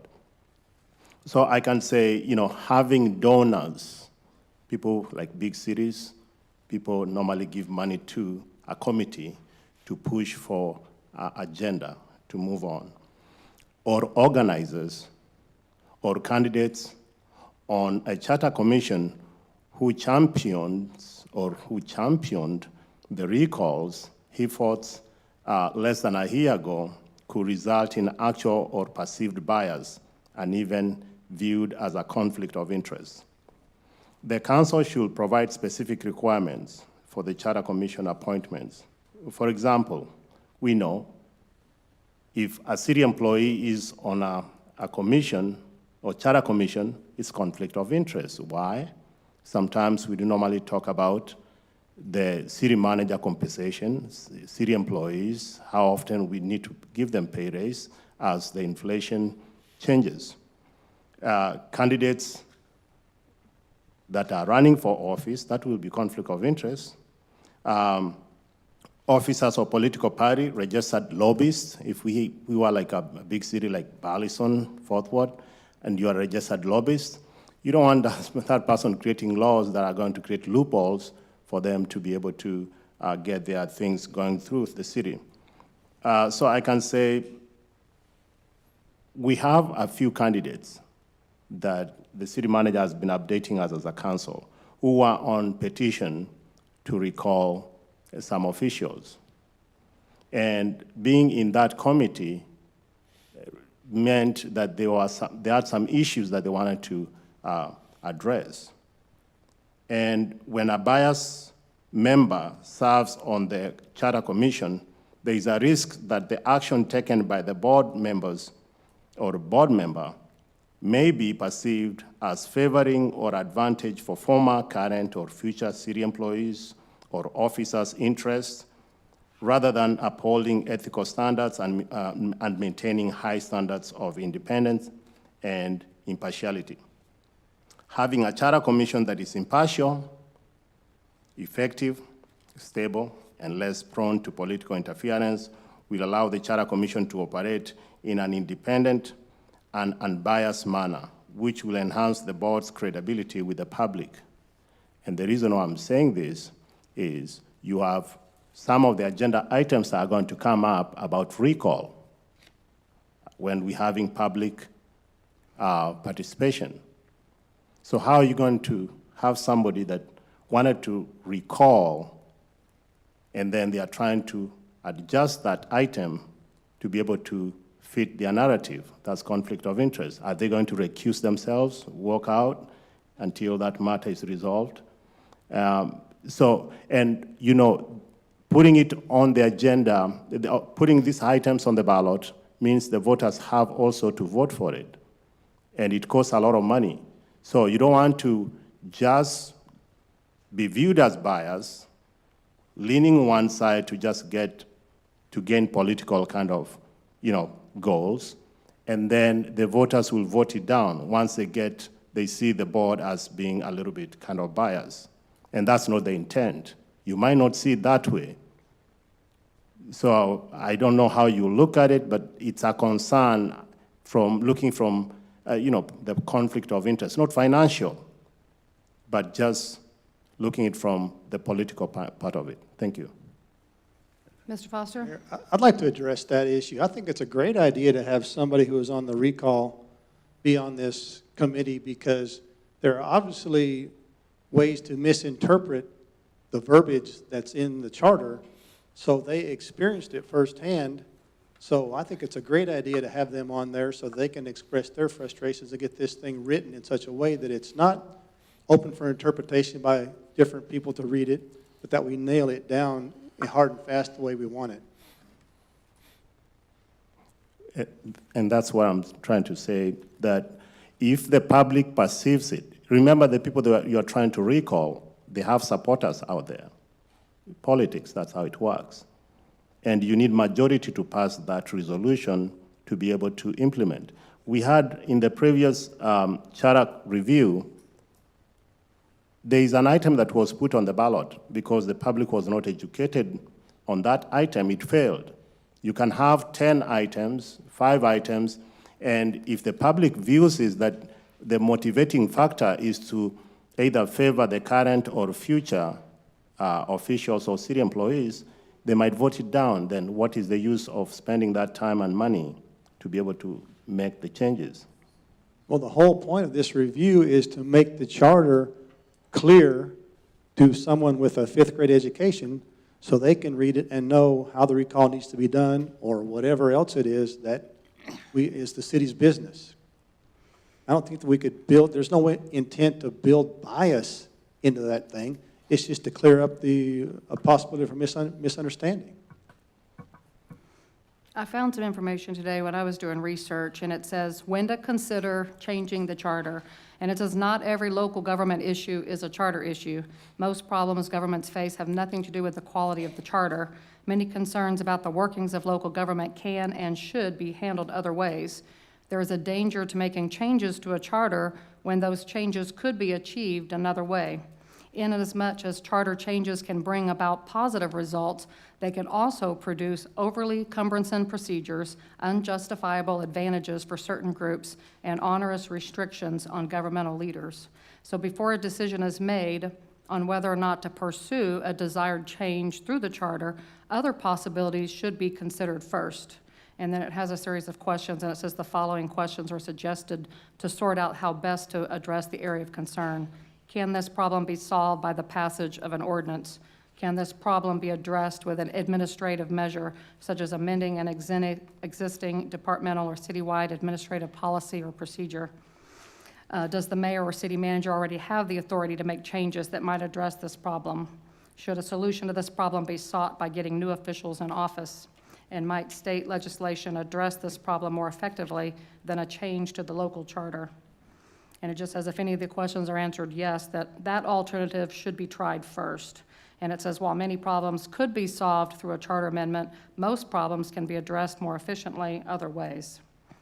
So I just want to state that just for the record that we're having a question that we're getting ready to talk about with people speaking, and we created some overly intrusive orders of procedures and rules. And if we do the same thing to the charter, we could be adding problems instead of taking away problems, and instead of creating solutions.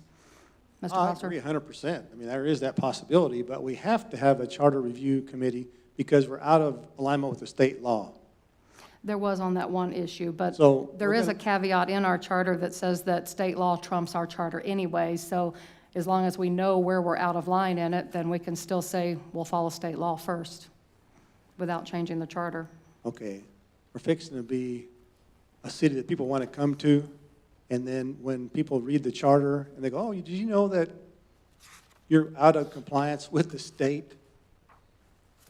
Come on, let's get I'm not that sure if part. too many people have read our charter that would come to us and say that, but I agree with you. If I'm gonna it- be the if- next- If our charter gets too far out of line with state, then by all means, it should be corrected.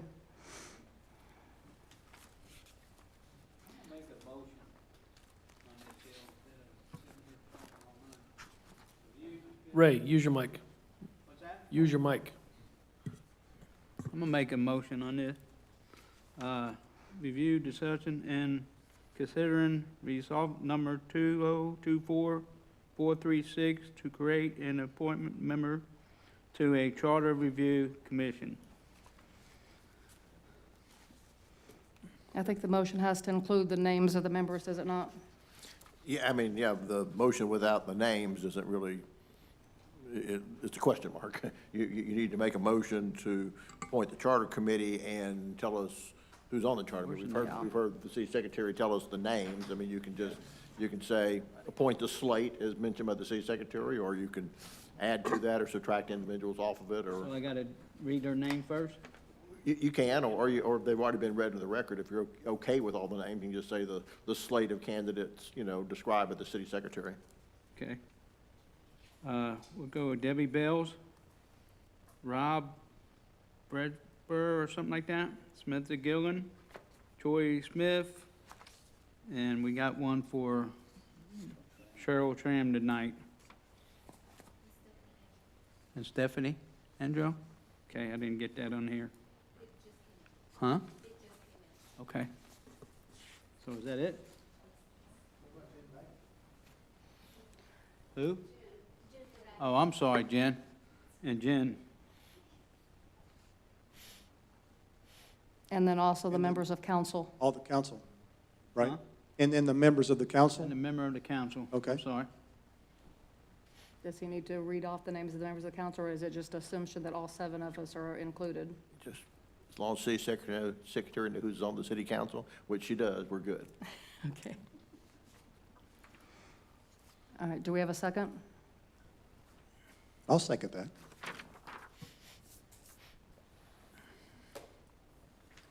All right, we have a motion on the floor to adopt resolution number 2024-436 to create and appoint members to a charter review commission, and that the following persons are appointed to the Charter Review Commission, all members of the City Council, and Debbie Bells, Samantha Gillen, Troy Smith, Cheryl Schramm, Stephanie Andrew, and Jennifer Baggett. And that's motion by Johnson. You left Robert Bradbury off that list. Did I, Cheryl Schramm? Robert Bradbury. Oh, and Robert Bradbury. And Mayor, before you have a second and vote, I would like to recuse myself. You say all council, which means everybody that is here.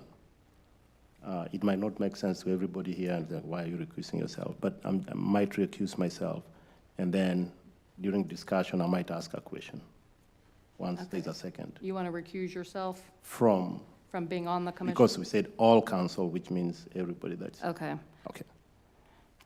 okay, so hold on. We've already got a second, so go ahead and have your discussion. Okay, we have, of course, I've mentioned some of the things. It's a concern. And this is coming from the citizens, some of them who are watching here and some of them who are not with us here. If we continue with the process without allowing sufficient time to elapse to avoid the perception of any unfair bias in the commission. Because we have some of us, the council members, we have our fiancés, we have our wives. You know, it's like, it's gonna be a little bit different, but, and that's why I was bringing it before you. It's a good thing to have a board to go and fix things. But when it's viewed like that, it might be a little bit of a challenge. It's good to try, it doesn't hurt. And I really want to see our charter being updated because the last time we did it was back 2014. But based on the current, environment, you can ignore it, but, the voters have to make the final judgment. Thank you. Yes, Mr. Easley? We've had ample advertisements for this board. We've talked about it many times here. These citizens that are concerned about any bias, they're more than welcome to have signed up. They're more than welcome to have come to these meetings and join this committee. These people come here, they signed up for it, they're interested in this city. We need to let them serve. Whether they're our brothers, sisters, fiancés, aunts, uncles, wives, whatever. They're members of the city, they're concerned about it. Bias aside, we've opened it up to everybody in this city, 6,000 plus people. And these are the people who have asked to help us. We need to let them. I don't disagree, Mayor. I don't disagree with you. I'm for everybody. I've been pushing for fairness, advertise everything and bring things here. But when there's a perception of bias or unfair, whatever, then you have to call it out. You can ignore it and look the other way, but it's what it is. Thank you. Go ahead, Mr. Easley, do you want to speak again? Thomas, invite your people to come and join. Invite Eric, okay?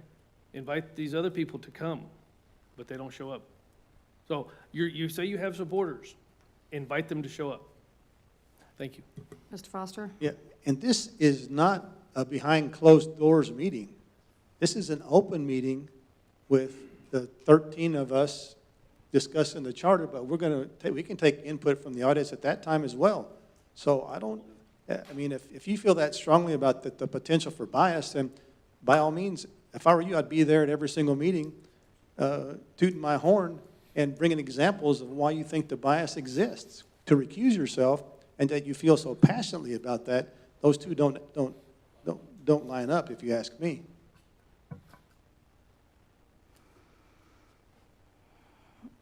I would just like to say, and since we're discussing this motion on the floor, that an involvement of diverse groups and perspectives does lend credibility to the validity of the final outcome. I think that's what Mr. Gutwa was stating.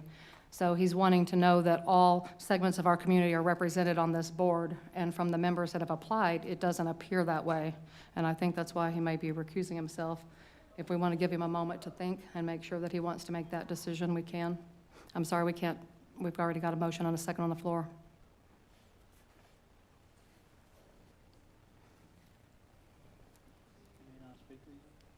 Yeah, we can't take any discussion right now. We have a motion and a second on the floor, so at this time, it's only for council to discuss any questions on this motion, or Mr. Gutwa is recusing himself.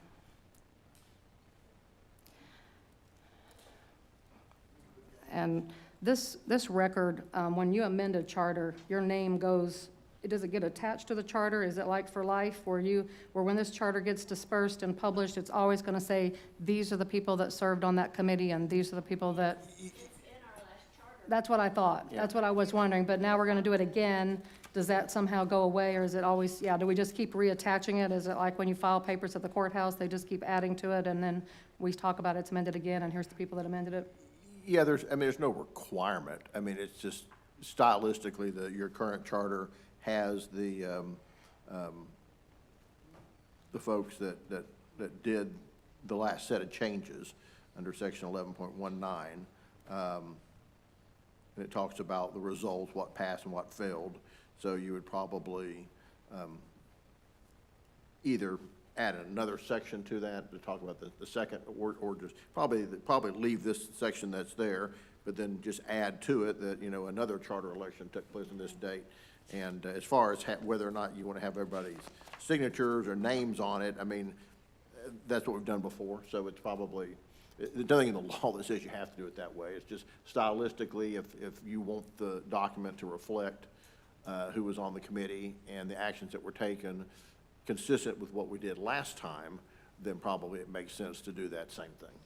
Okay, and on this committee, who is in charge of that meeting? Does that committee choose its own chairperson? Yeah, usually the first kind of, well, I mean, what you do is typically you try to set meeting schedules.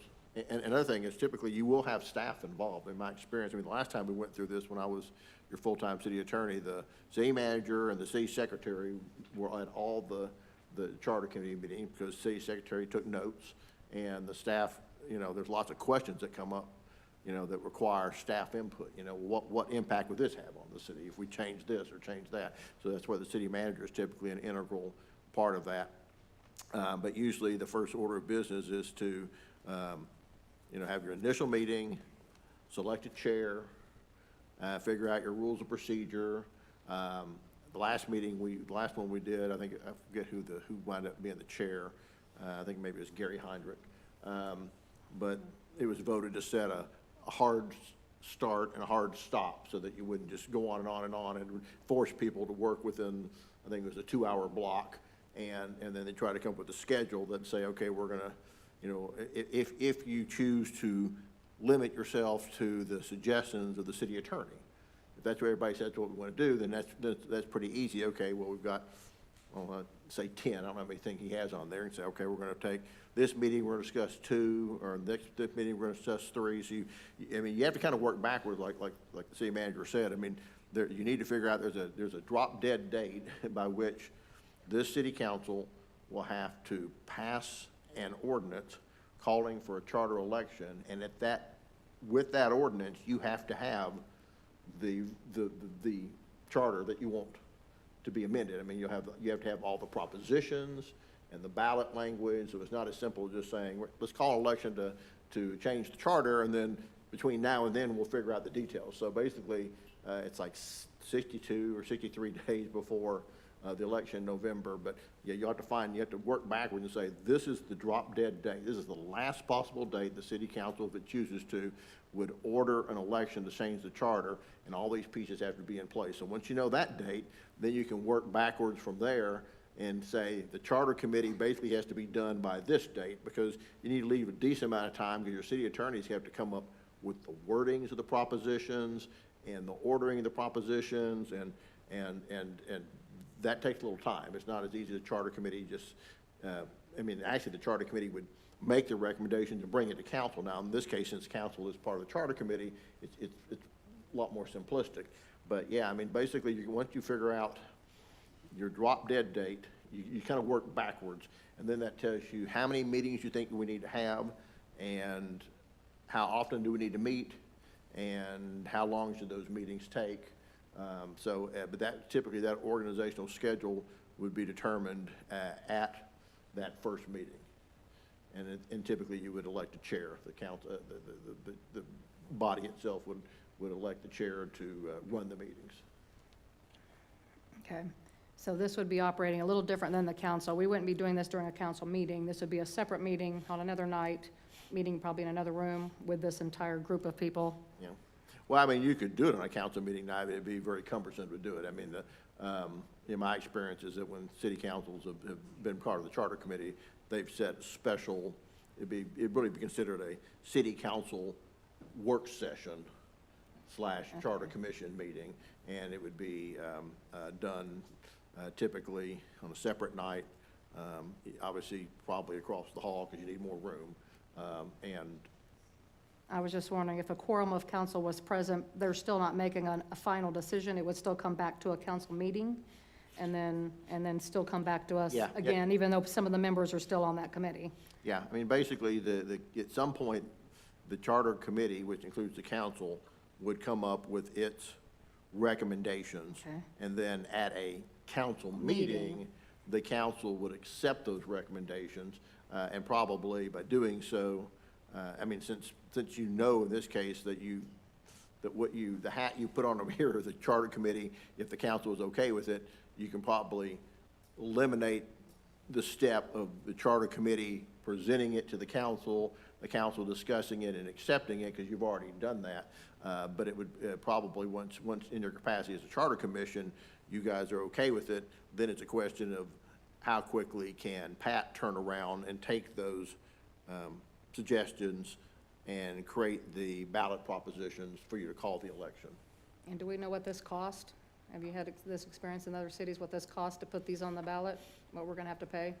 I mean, the cost of the actual election itself. Yeah, the cost of the election, yeah, of making amendments. I don't, that's. Do we have we ever gotten any pricing on that yet? No, so. No, I mean, your ballot, obviously, your printed ballot is obviously a little longer, and, you print the propositions and put them in the paper and stuff like that. So there's an attendant cost to it, but I don't know what that is. I mean, we could probably go back historically and look at the last charter election in 2014. If somebody can find the records, it would probably show what our costs were in terms of publishing and just, I mean, the county has to have the election. I mean, so they'll basically be the one kind of dictating your costs. I mean, your standard service contract with them will probably dictate, and that's probably a question to have with the election administrator, what additional costs are there to have propositions in addition to just council members being up in November. Mayor, I think the last petition for tax freeze, it was going to be on the range of 5,200, and I know things have changed. I know TML can give you maybe an approximation.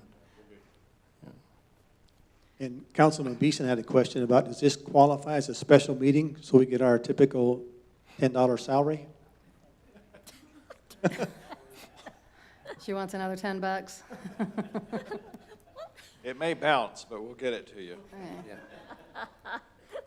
All right.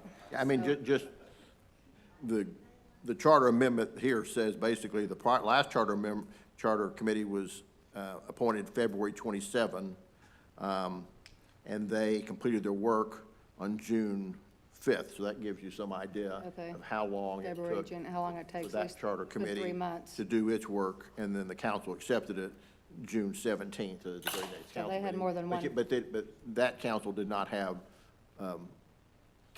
city council members sitting out of the charter committee, so there was an extra step. But so it takes some time to do it right, and depending on how many topics you want to discuss. I mean, if I said, I think that the first thing is going to be the committee's going to have to decide, do they basically want to limit themselves to the city attorney's suggestions, or do they want to just open up the charter and say, I've got a problem with this section or that section? obviously, that is a much more cumbersome thing. It will probably be very difficult to tackle in time to get it done by November if you go outside of the recommendations of the city attorney. Yeah, and again, you have to have time to educate the voters too, especially on what the amendments are before it gets out there on the ballot. Because if you get too many in there, you're gonna just confuse them and overwhelm them with too many changes, so you need to make them specific. Yes, Mr. Batla? Just to put on the radar as well, we'll be entering budget season during that same time, so council and staff will be really busy Okay. with both of those concurrently happening. Okay, so, Mr. Bells? If you'll remember, I was highly against this, and I brought these things up, and everybody said, oh, we can do this, but be forewarned. Well, and I've had situations where we've adopted charter committee, remember, and they didn't get it done in time, and the consensus was, instead of rushing through it, we're not gonna try to get on this next election cycle. Well, the charter committee will continue to meet, and we'll roll it over to the next election cycle, particularly if there's not something in the charter that's, broken to the sense that it's required that you immediately take action. So I think you go in with a good faith expectation to try to get it done, but it wouldn't be the first time that I've seen charter commissions that just because for whatever reason, there just wasn't enough time to meaningfully address all the issues. They didn't want to rush through it. They continued on their path forward with an understanding that we're not going to meet this election cycle, but we have plenty of time to meet the next election cycle. So it's not wasted work if you don't get there. It just gives you more additional time to put together what you want to do.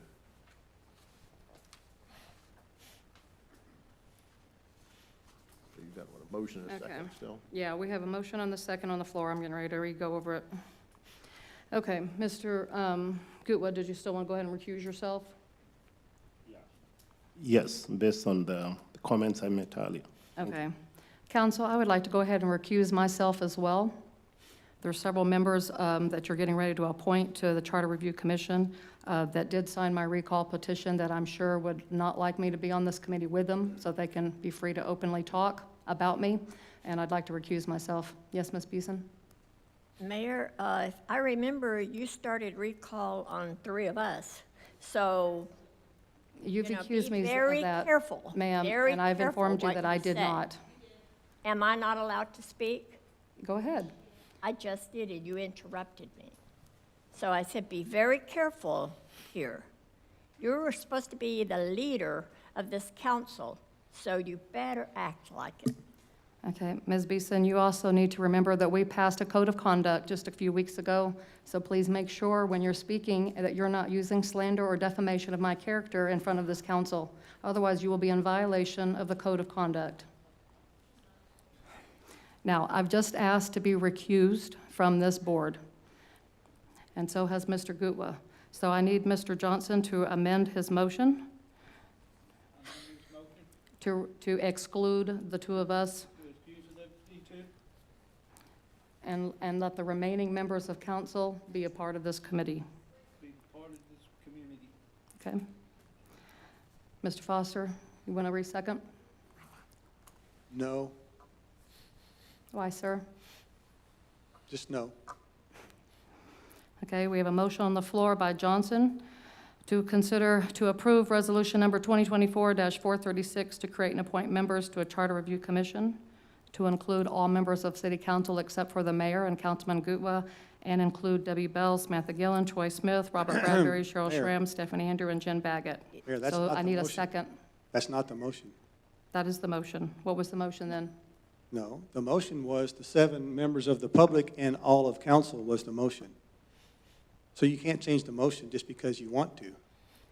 Mr. Johnson just amended the motion to. I didn't take back my second. Therefore, that motion is still there. You have to call a vote on that motion. Then we can do another motion with you 2 recused. Mr. Brown, is he going to force us to be on a committee that we don't want to be on? Well, they can't force you to be on the committee, but if the original motion was, if the person who made the original motion didn't amend it or withdraw it, then, yeah, technically that original motion's still on the floor, so. Mr. Johnson, are you I don't forget amending who the made the motion to exclude me and Mr. Gutwa? Or are you keeping your motion the same? To include all members of the city council? City council. All members of the city council? You don't have to attend. It's not mandatory to attend. I don't want my name on the paper. I know what you're trying to do, yes. That's very obvious here, Mayor. Why would you force me to do something I don't want to do? If I don't want to be a part of a committee, why would you appoint somebody to be a part of a committee that doesn't want to be part of the committee? This whole paper right here forced us to do something that we didn't want to do because of your actions. So What, the charter I don't- changes? The code of conduct, the procedures, all that mess. So I don't know that it's going to put you out that much to attend some city business. Well, what And if you I don't signed have on the for that. time to attend? Well, I You mean, have time to put He's together a telling me he's- 52-point PowerPoint. Don't tell me you don't have time. He's telling me this is going to 52-slide require PowerPoint. extra meetings and over the next 2 or 3 month period. well, I mean, Can I ask a question? Why don't you guys want it? Can I ask that? Huh? Why don't you guys want to agree? Can I ask, if you don't mind? I mean, I like to really know. This council has already discussed what changes they want to make to the charter, and they're going to give those changes to this charter commission. There's really no point to me being there. They already know what they're telling the committee to do, and the committee's going to do it. And then they're just going to come back and present it to council, and the majority here is going to pass it. It's not going to require my vote because I don't have one. No, I understand that. And it's not going to need Mr. Gutwa's vote because he's not under the majority. You'll have Just that one gonna on need a that committee majority. because you're just like us on that committee. You're not the mayor on that committee unless you're elected. I understand that. But you'll have a vote. I'm just saying that I don't have the time commitment to put into it. There's members on this committee that do not want me present. I do not want to be present at this committee with these members.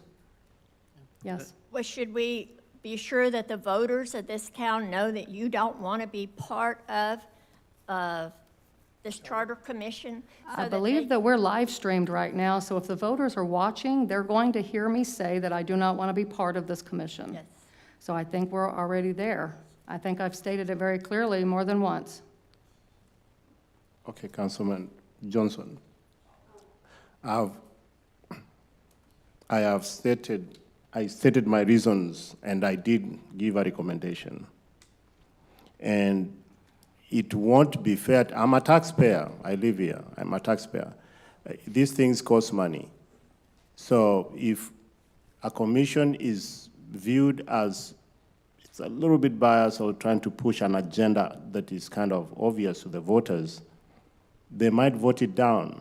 That's almost 5,200 going upward of the taxpayer, of your money, of my money. You know, you can do whatever you want when you're a majority.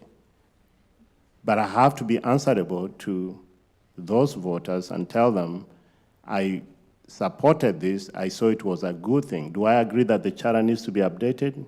Absolutely. But based on the things that I shared with you, I said, you want to have a charter commission that is, that can be viewed as fair, no conflict of interest.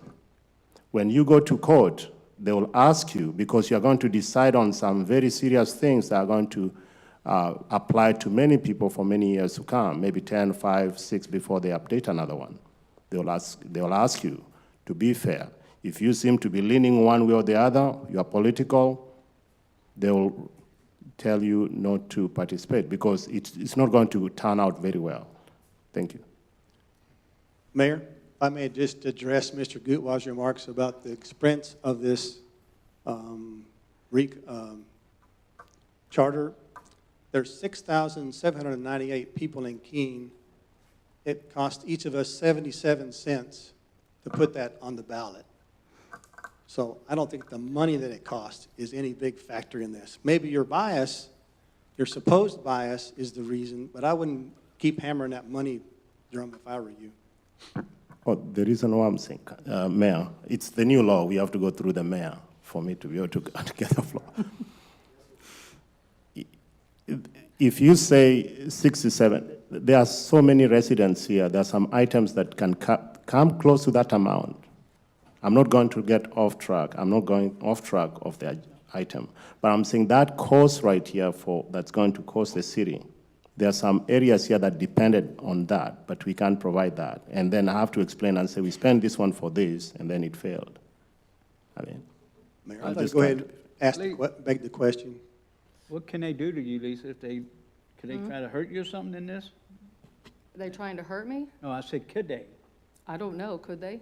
Or what are you talking I about? wouldn't think so. I mean, I don't see how they could go against you. You're the mayor. That's what I'm asking. Is there any way they can mess with conflict, what you do? Does it make sense or no? This is going to be a committee that's going to be run, like I said, independent of the council. So when we go in this committee, it's like creating a committee that's just going to work together. They're going to be all of equal stature. Is that not correct? I won't be the mayor. You all won't be necessarily council members. We'll all be committee members on the commission. So we'll all be under equal status. So I'm just choosing, I don't have the time commitment to do it right now. Right, no, I understand. That's why I asked you.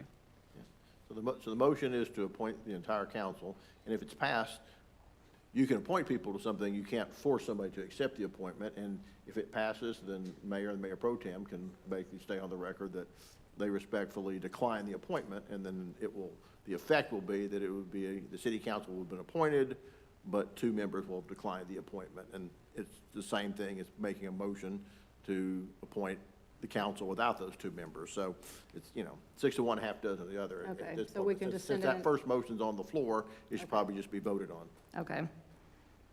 All right, we have a motion on the floor by Johnson and a second by Foster. All in favor, raise your hand.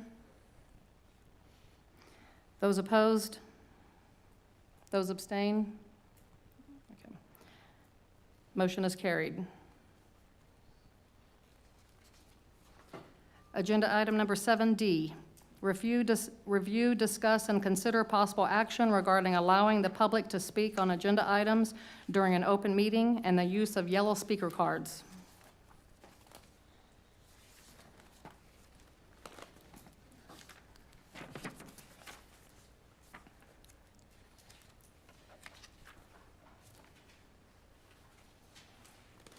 Okay, I understand that, Mr. Bells, you asked for this item to be on the agenda. Would you like to start the discussion as to would. what you want to ask? We've already covered part of this evening, and I choose to approach this delicately, so I'm going to use the word "we." We have declined in the last 2 or 3 council sessions members of the public to speak. The reason I participated or was for our rules of procedure, for the most part, was because our citizens were not being allowed to speak. We as a council need to decide how to end this mess that we're in right now with these yellow cards, these quibbling and quarreling over these yellow cards. I want these people out here to be able to walk up to that podium and speak. So I'm going to ask our attorney, we are talking about they can't speak after a motion. Is this correct? Well, by the way, state law says the public is entitled to speak at meetings.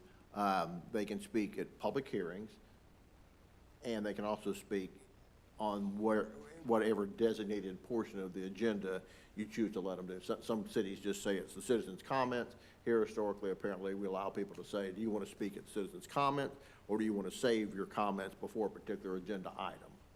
So, yeah, I mean, that's all the state law that requires.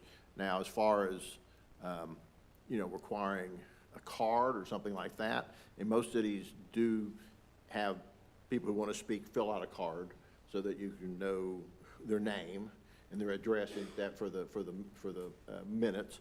And our rules say that the items that you talk about need to be items that are within the purview of the city. I think it says the subject matter jurisdiction of the city. And that's not designed to have censorship, but because everybody's time is valuable.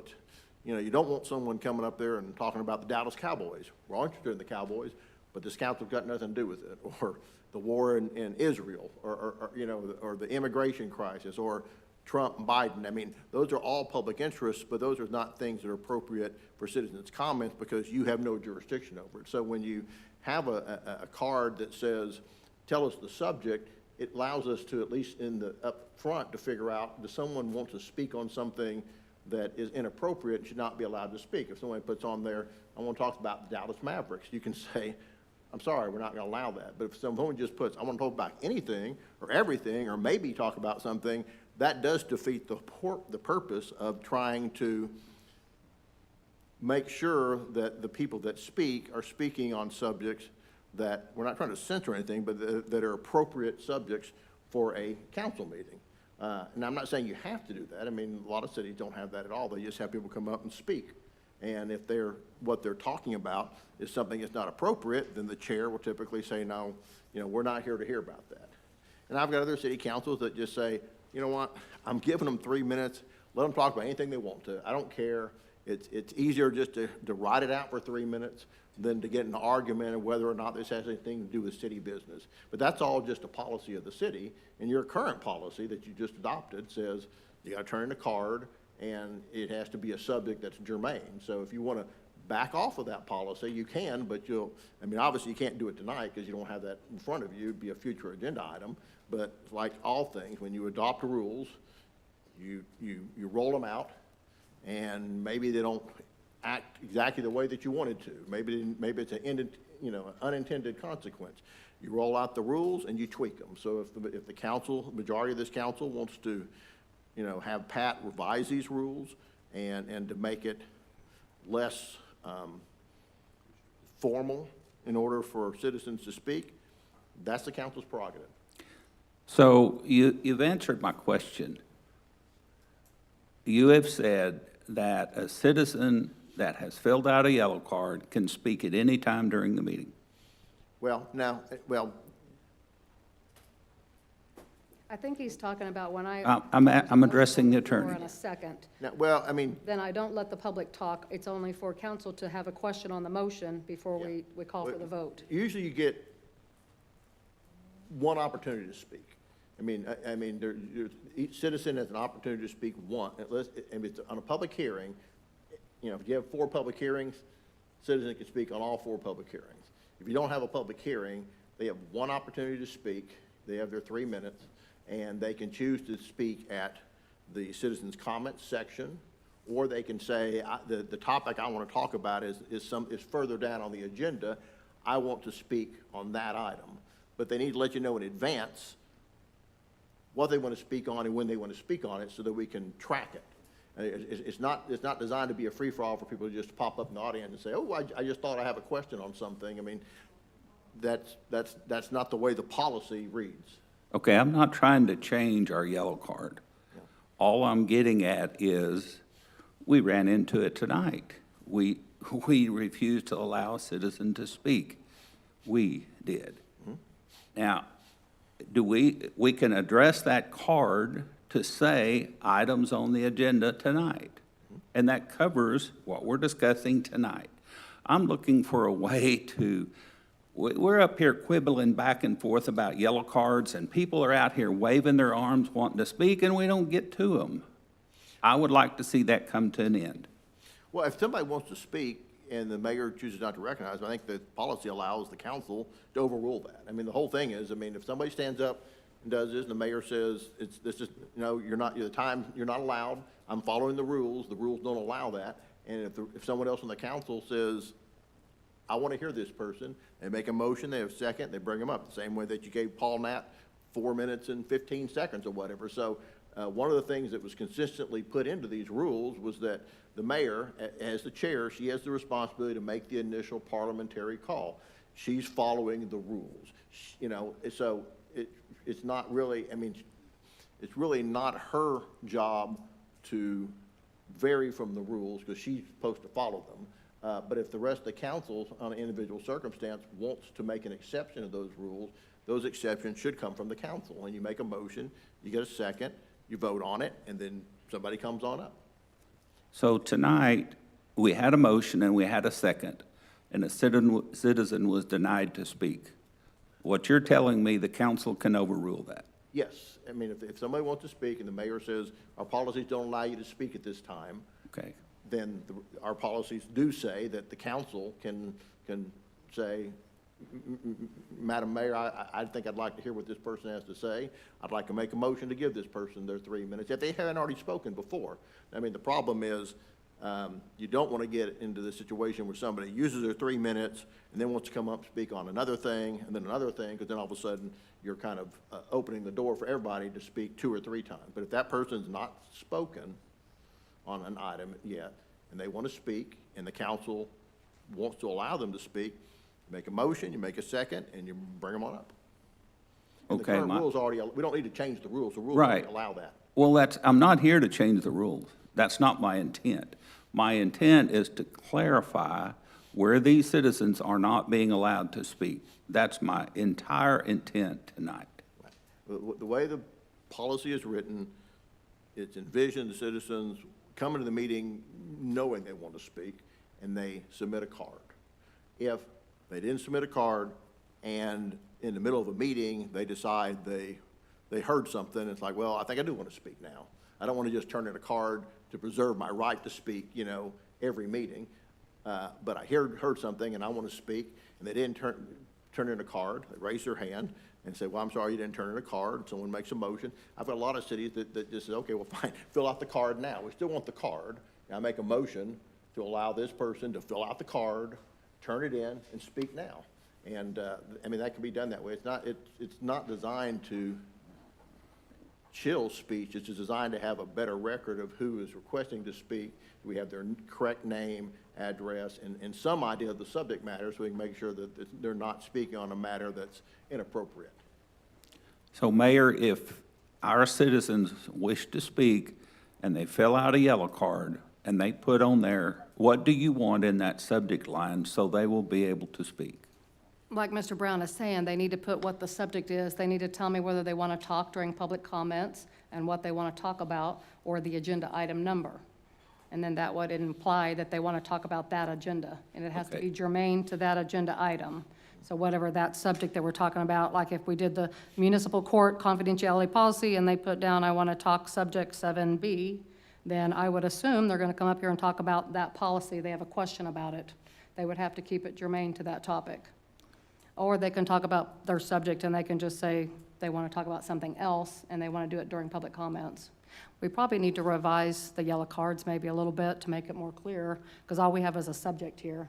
Maybe have a box they can check where they want to talk on public items and say they want to talk during public comments, and then if not, the agenda item. You can have a box that says agenda item. Yeah. Click, and then another box that says other with a blank space that says if other, Then it would be public please, comments. please give, please describe. So we know that it's not something on the agenda, but someone may want to come up and just talk about, potholes on my street or something like that. That would be other, unless you have that on the agenda. So you could have a box for agenda item, that way you know that they could speak on any agenda item when they choose to, but only once. And then the other, you would have some description of what category is the other, so you can find out that it's not talking about,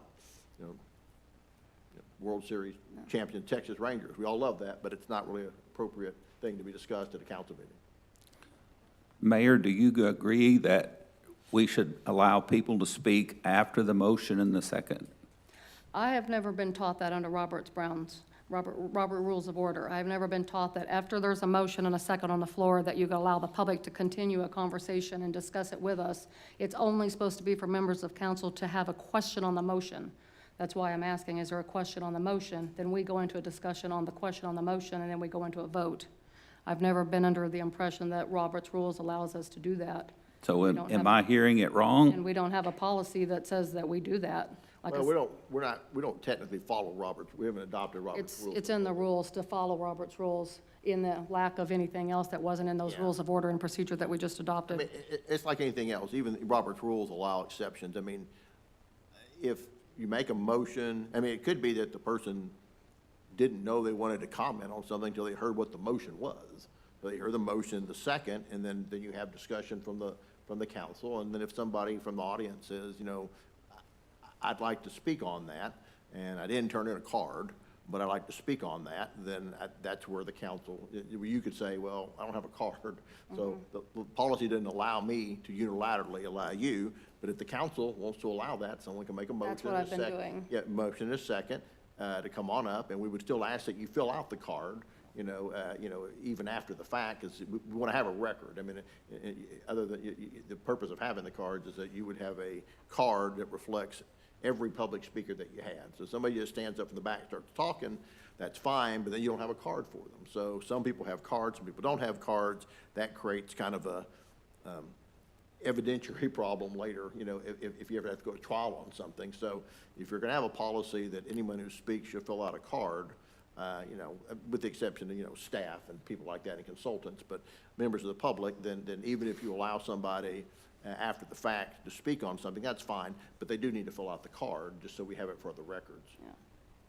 That's what I asked Mr. Brown at the last meeting. I was getting cards that say, just in case. And I said, what do I do with a card that says, just in case? I don't know what that means. Do they want to talk during public comments, or they want to talk at any time? Our procedures don't allow for that, a card that says, just in case. That was the policy we had before.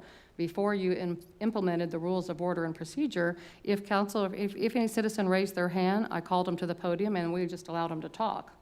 And that's what I had been doing. And so since the order came in that we changed it, I've been asking for the yellow cards, and if they don't have a yellow card, like Mr. Brown's saying, it dictates that I should say, I'm sorry, you can't speak, and then I say, counsel, would you like them to speak? Just like I did with Mr. Schramm when he came to speak today. I said, counsel, and this time, if you notice, I didn't call for the vote, because you're objecting to the vote. I just said, counsel, do I have a consensus to allow Mr. Schramm to speak without a yellow card? And you did, and he did. Yes, Mr. Foster? Mayor, if you'll recall, I think we were pretty specific when we were dealing with this issue about the public speaking, that we put in there with the yellow card in the 3 minutes that was only to be implemented with Mr. Chesser was sitting in your position there, Mr. Brown, where it was only put in there for like a case when this side of the room was adamant about one side of the issue and this side of the room was adamant about another side of the issue, and we had it was out of hand, I guess, was a way to control the crowd. At least my intent, and I feel like the intent of the council, was that the yellow card was only for those types of situations that in the course of just standard, there's 25 people here tonight, that people would be recognized on a first-name basis and allowed to speak and not go through this whole formality of making a motion to allow Mr. Schramm to speak and all of that. It was just, it was like, there's a law in the books that we need to enforce if we need it, but hey, there's 25 people in the room. Let's work like it's a much more accommodating and receptive council rather than going Robert's rules. I agree. I agree that it is more accommodating. What we were doing before, we adopted the rules of order and procedure and dictated the yellow cards. And if you'll remember in my 52-page PowerPoint presentation, I did have a slide, and my title on the slide said, overuse of public info cards, and then I put in parentheses, yellow, and I indicated all the different ways that your rules were going to implement these yellow cards. And even in my notes, it said, this has not been a practice utilized by council and is not stated in the public notice in talking about they have to have a yellow card for public hearings. And I said, when it says must be presented prior to the start of meetings to speak on action items, I said, this will be a change to current practice. I indicated all of that in my notes, letting you know this was not the way we've been doing it, and did you want to do it? And I think it was you that said, yes, let's just leave it the way it is and move on. And then we did. No, I said, let's don't go any further. I just called the question. I didn't refer to that particular, because I just seen a slide that had 16 times how we overruled your authority. Remember that? But, I remember that. Okay, so here's the thing. You're the head of council. You're the one who's in charge of this meeting. Okay, so you determine whether we go by the yellow card rules or if we don't, right? That is correct. Okay, so I'm asking you as a councilman not to be so rigid with the yellow cards. Let the public speak. Well, that's just I think I'd love to make a motion and poll the audience and see if they feel the same. I would just like to state that this council has accused me on more than one occasion of not allowing members of the public to speak. That's why you just told me you implemented the rules of order and procedure. They were directed at me to keep me in line. I'm following the rules.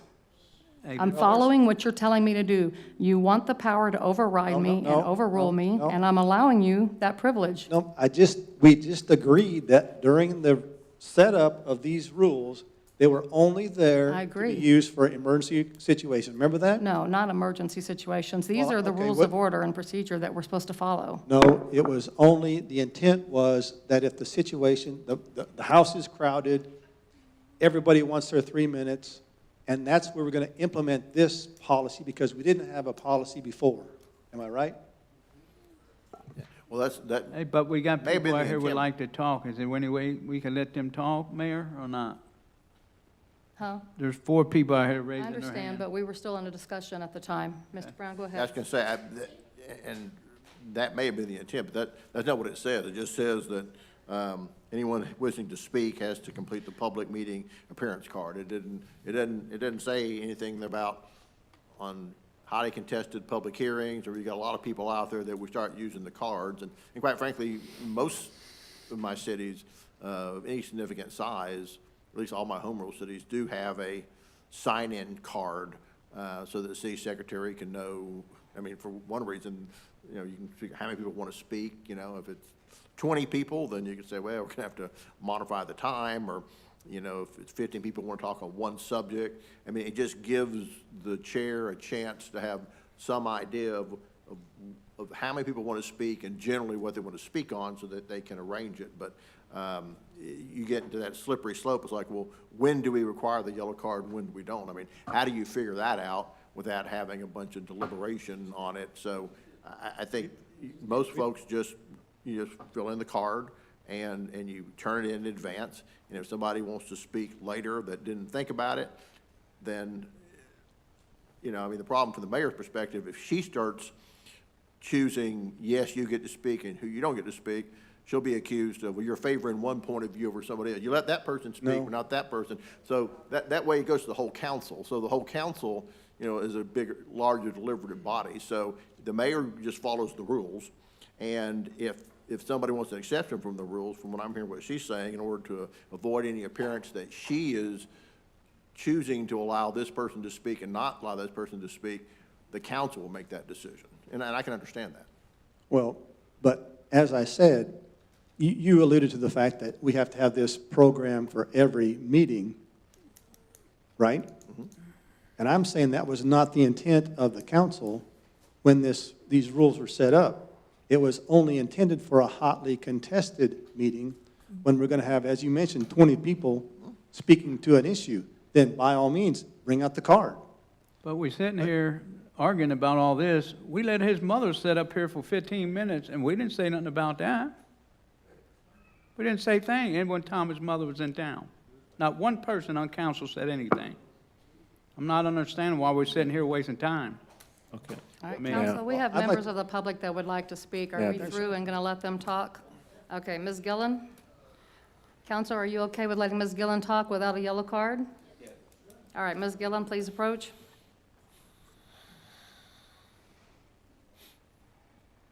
Mayor and council and citizens.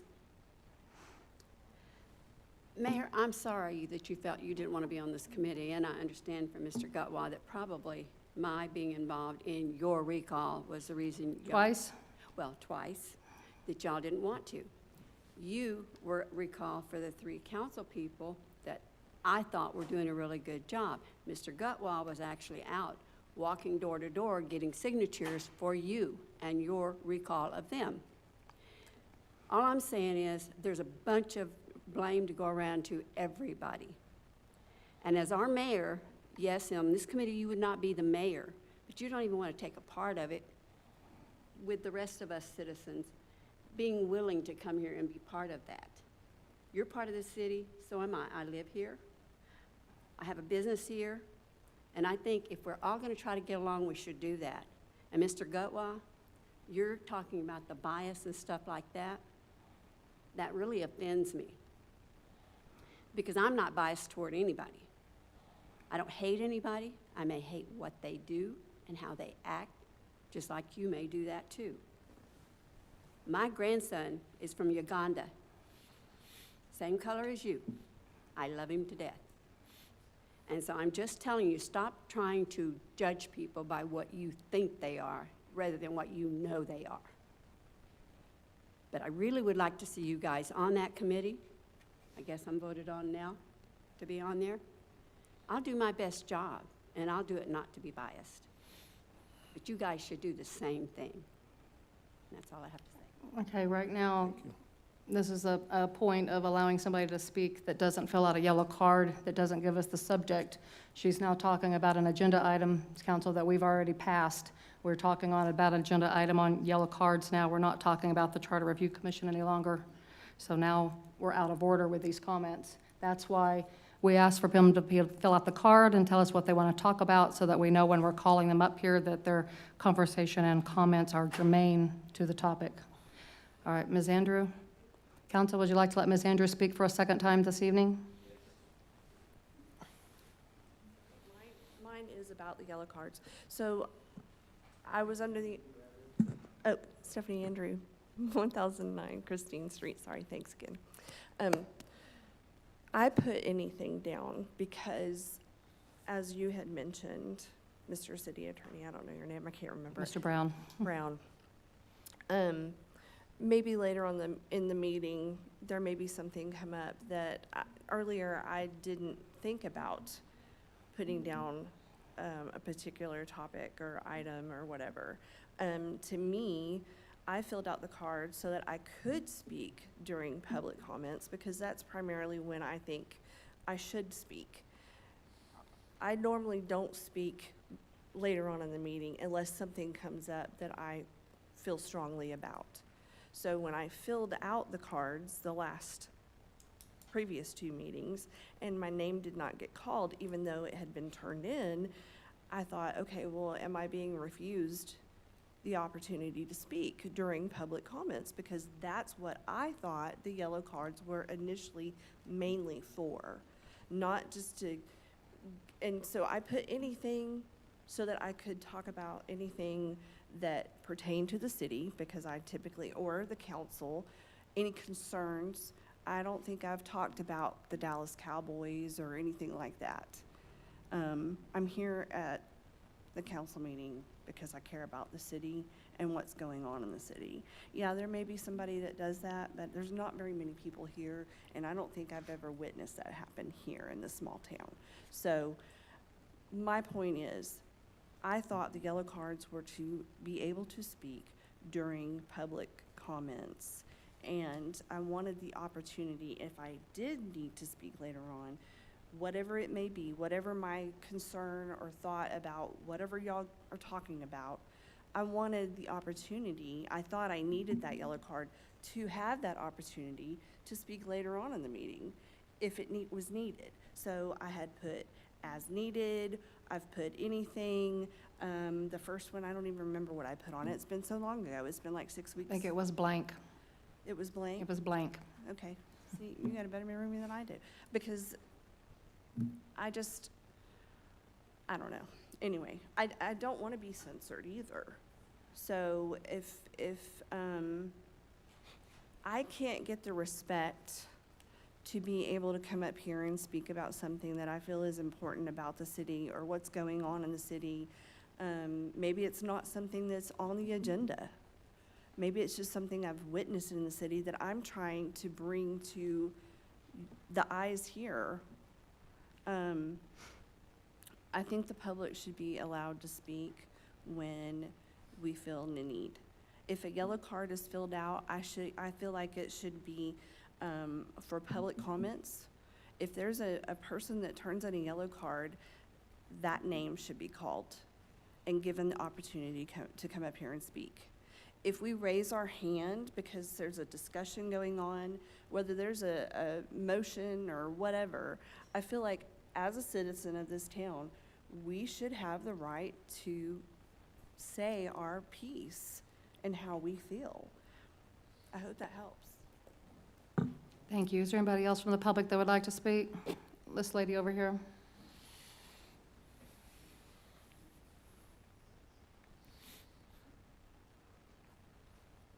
State your name for the record and your address.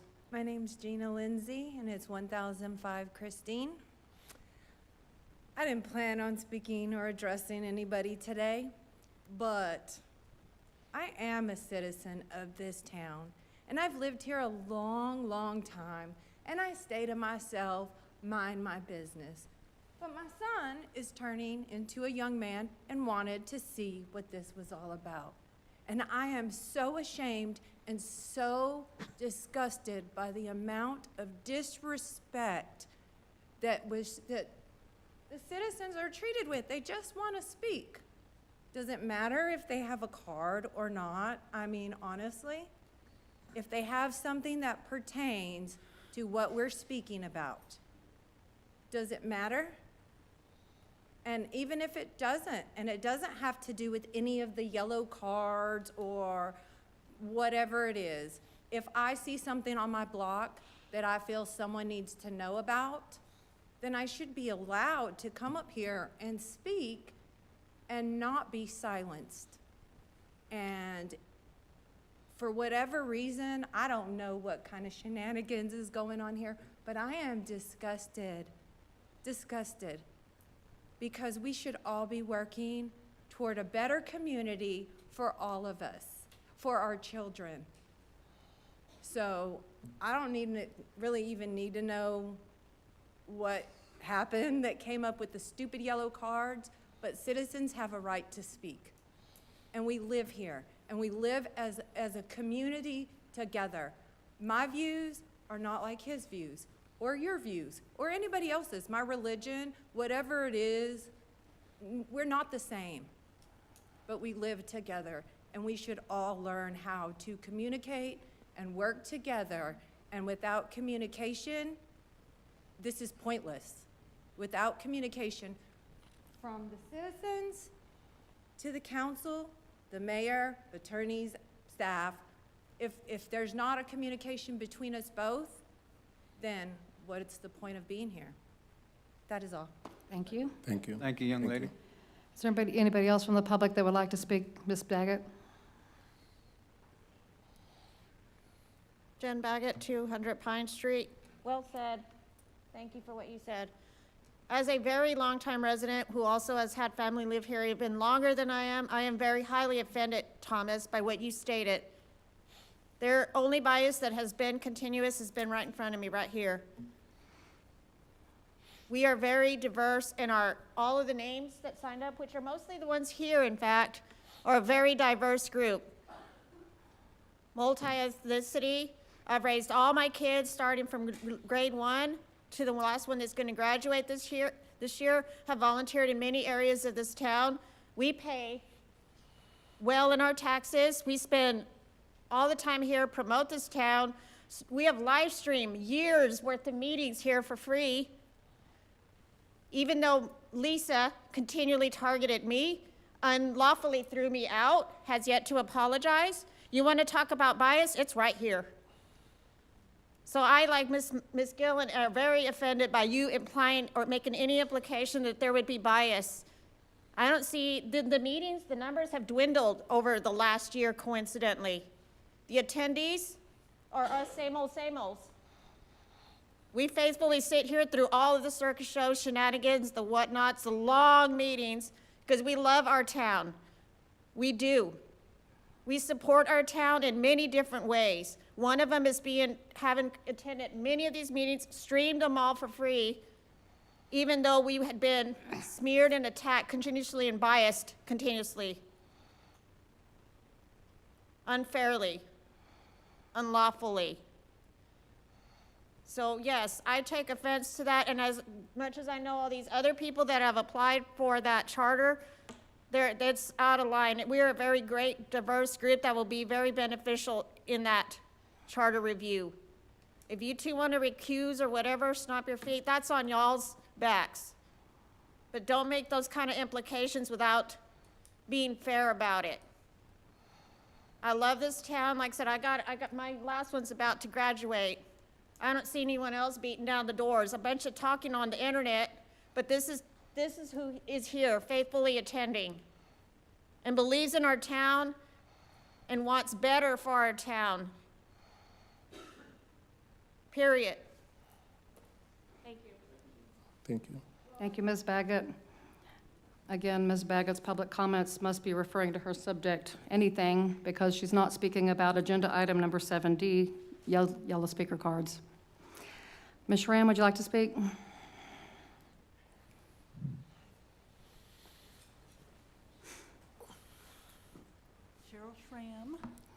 1002 West 4th Street here in Keene.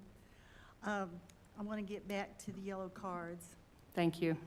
I just want to read here on item 3 of the agenda what it says, just to remind you.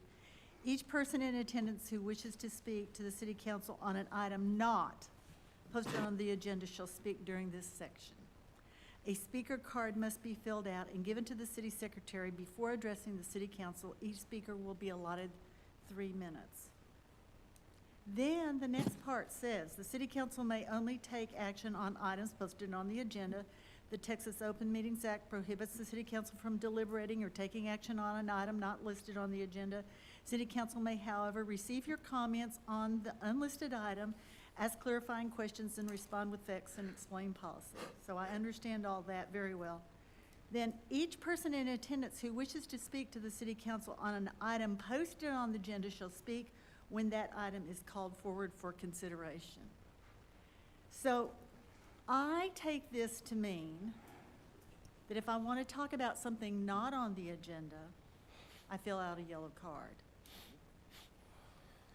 But these other things, it leaves it open. Now, I understand about the time thing. Like if we live in Dallas, I mean, they go through, I'm sure they have their agendas posted way ahead of time, and to get on to talk about something, they have to present their stuff, and they get their 3 minutes.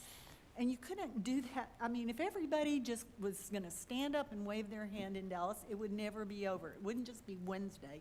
It would be all week. So having said that, but we're not Dallas. We're this little town. And in the past, people were able to stand up and speak about an agenda item. And we had to finally enforce the 3-minute rule because it sort of got out of control, as some of y'all remember.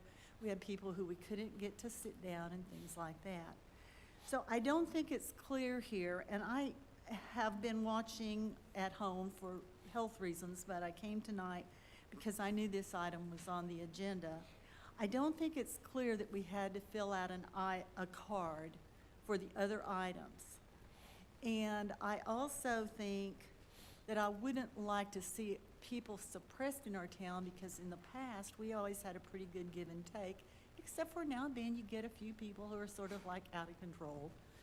But anyway, so I would like to see that clarified, because what I wanted to talk about, and I know you were right according to rules of order, Robert's rules, because as soon as you said that, I'm like, oh yeah, I forgot, because there was so much talk going on I had forgotten. But I feel like that we've allowed people to get up if they had something to say, and all I was going to say on that item, and I'm not going to stray from the yellow cards, but all I was going to say on that item is exactly what Mr. Brown then suggested later, is go ahead, get appointed, and then say, I'm unable to serve. Because to me, that seemed logical, and that could have sort of ended the discussion. It would have made sense. So that got said eventually, and so that was resolved. But could y'all try to clarify this better so that people know? And as far as additional time, sometimes, like, I know Paul, he probably timed it and he couldn't cut any more out of it. So that's why he talked to you about 4 minutes and 15 seconds, because he was timing himself on that. He wanted to be sure and said that. That was really on his heart. And so I feel like that most folks that are coming up here really come here, and you may be giving me more than 3 minutes. I know I can say a lot in 3 minutes, because I used to time myself all the time.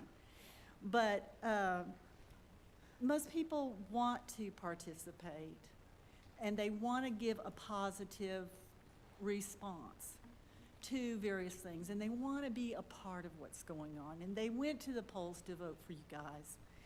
And I guess that's about it. I don't have a good wind-up. But I do think that needs to be clarified a little bit better if we're going to have to fill out a card, because I didn't know if I needed to get and fill one of these out. And if you're going to only restrict us to talking about one item, I can see for time and people need to make it count, but that is not what we did in the past. And people are used to being able to pop up and say things that they think are important, maybe comes from their area of expertise, or they want to make sure that you are considering that part of the issue. And they couldn't anticipate it ahead of time that they needed to say it. And I think our town is still small enough, we should be able to allow that. Thank you. Thank you. Thank you, Ms. Schramm. Mayor. Anybody Mayor. else? Mr. Smith?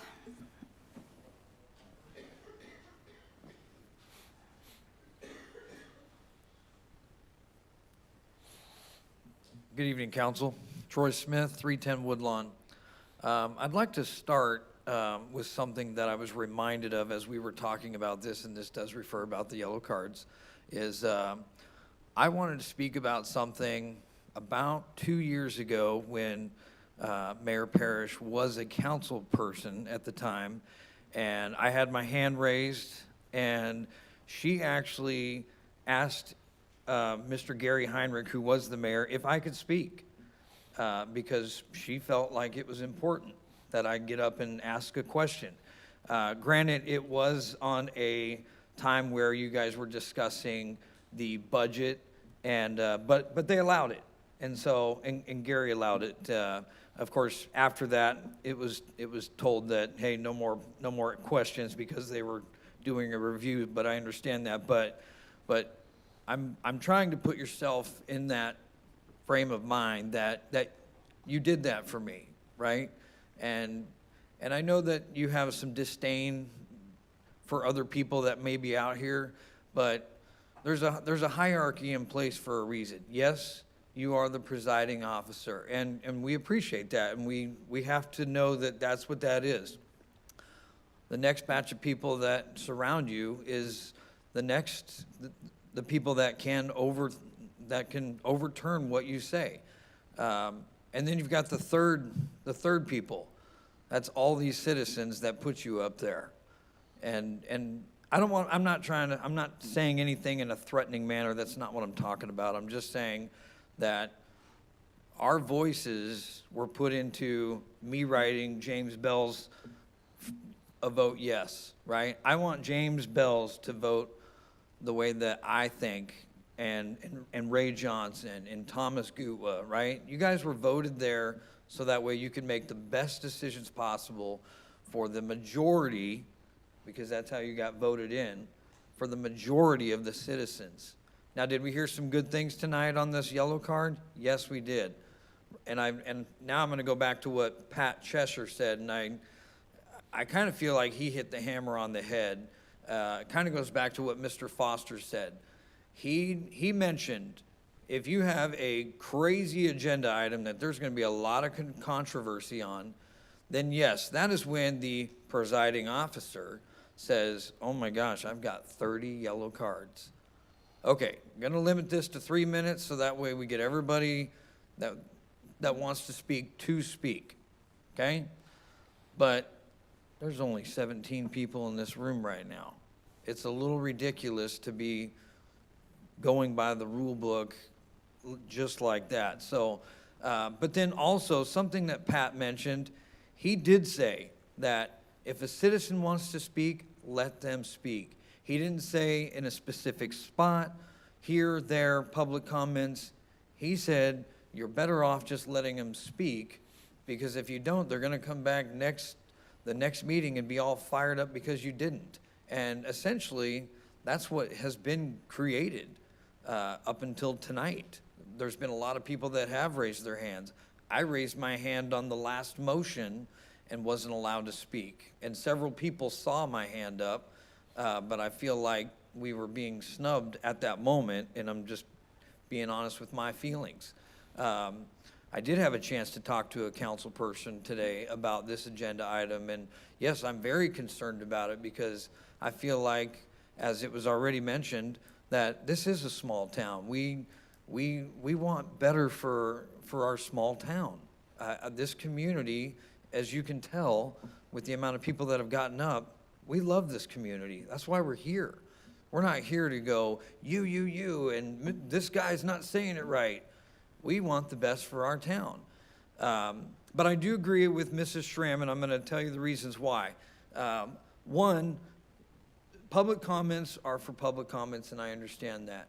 But I'm gonna lay out something else that's happened. There has been issues where things have been talked about on, like the Type B board that I used to be on, and somebody didn't know the information. So I was asked to get up and conclude that information, so that way there was a resolution, so that way everybody understood what was being done. If you're gonna stick with the yellow card theory, then I could have only talked at the beginning of the meeting and I wouldn't be allowed to speak again. So then that resolution would have not been done because I can't get up anymore. So does that make sense? Does everybody kind of understand what I'm trying to say? Like there has to be some commonality and some rationale to this whole debacle that I feel like we're in right this second. Do you care if I address one more thing from the previous one? Can I do that? Yeah. Okay, everybody else has. I do want to mention something about the charter review, if you don't mind, okay? And hear me out. I had my hand up, and I had it for a very good reason. Here's my stitch on this. We have 7 council people up here that we all voted in, okay? And those 7 council were voted in by the majority of the citizens, okay? And we're about to go into a charter review. Now, there's 7 other citizens that wanted to be on it, and thankfully I'm being accepted as one, and I appreciate that, okay? But I also think that people have viewed me as a decent person in this community too. And so what am I saying by that? The only way we are going to be able to get people to understand and know what we are wanting to review in this charter is by people that the citizens know and can trust. And if we don't have that, like our mayor or Thomas Gutwa, who's been sitting on this seat for 3 years now or 2.5 years, and the mayor that's been a council person before, you guys have all been up here for years, except for you, sir, but you're getting there. And then you've got citizens that have been in this town for years, and we're all here trying to make a difference. So when we finalize this charter review and we want to take it to the citizens are going to look at it and say, oh, well, I don't like that person, so I'm not going to vote for that. But if we have the majority of the people that everybody understands that, hey, I put them there for a reason because they're making good decisions for this town, that's the reason they're going to vote for the changes that need to happen for the city charter. That's all I got. Thank you. Thank you, sir. Thank you, Mr. Smith. Mr. Bells, did you want to speak? Thank you for allowing these citizens to speak. I think that's the general consensus of what I'm going after tonight. They weren't allowed to speak earlier because of the misunderstanding that they couldn't speak after a motion. So if we can allow these citizens to speak in reference to that, can we agree on that? I have no problem with that, whatever council would like.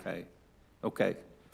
And just let these folks speak. They've said it. We just did. I agree. Thank you for that. Sometimes I don't see a hand. It's possible I don't see a hand, and usually Mr. Johnson or Mr. Gutwa motions to me. You know I'm hard of hearing, and I have clearly stated that multiple times. So when people are, I have them, I'm wearing them. No, but I am. And when people are speaking as the council, if you'll notice, I'm looking at you and reading your lips. I'm watching you as you speak. So if I'm watching you, I'm not watching them, and I don't see hands go up. And then if somebody over here speaks, I have to turn my head to hear Mr. Foster. And then again, I'm not seeing the audience. So there have been maybe an occasional time I have not seen a hand until we passed the item and moved on. And I've admitted that one time Ms. Gillen didn't get to speak. I didn't see her I didn't know she wanted to speak. I didn't see a hand go up. And then we moved on to the next item, but then she spoke later, so she still got to speak. So nobody's ever not gotten to speak. They just maybe spoke later. I didn't come here to chastise anybody tonight. All I'm trying to do is get a better understanding of how we can make this work. I think we've made headway, and that's all I've got. Okay, Mayor? Go ahead. And, you know, it's on the same item I'm also talking about. I know several, and thank you very much for the public to come. And as a parent, you have your son there, that's a good thing. I personally have encouraged my son to come here, and he did record and share some of the videos for free with the public. And I can tell you, sometimes it's messy, but the reward is worth it. So this is not how we are every day. I'd like to say that I did raise some questions when we were voting for this new policy. And I knew the intent of whatever the mechanism that we are trying to use. And we did ask some questions where this verbiage and the whole thing came from. And we were asking about the population. And we were told the city of Allen, and you know, the population is more than almost 4 times or 6 times the population of Keene. So big cities have these rigid, restrictive procedures to enable them to run their meetings. It's like taking an 18-wheeler engine and stuck it in a four-wheels car and expect it to perform very well. So in the past, as I used to attend this meeting here, the mayor used to allow, most of the time, the mayor does normally open an item and say, we are going to talk about this, and this is what's going on. But it seems that, you know, currently we are sometimes we tend to rush because we want to get over these items, and then we get into the motion. The motion is on the table second, and as I can recall in the past, it normally used to be the council discussing about the item and then voting for it. But before that, making a motion and seconding it, the mayor did allow a presiding officer, the public to speak. But if you rush and make a motion because you want to shut the discussion, then it becomes a problem. Maybe you can correct me. The mayor does open the item and say, we are discussing item C, review, discussion, and blah, blah, blah. And then the public sometimes will come up and speak. Where the problem, I think, and confusion is, once a motion has been made, a second, and now the council is ready to vote, does the council want to allow the public to be able to participate in that discussion before making the vote? If maybe that might be clear. I think that's certainly permissible. I mean,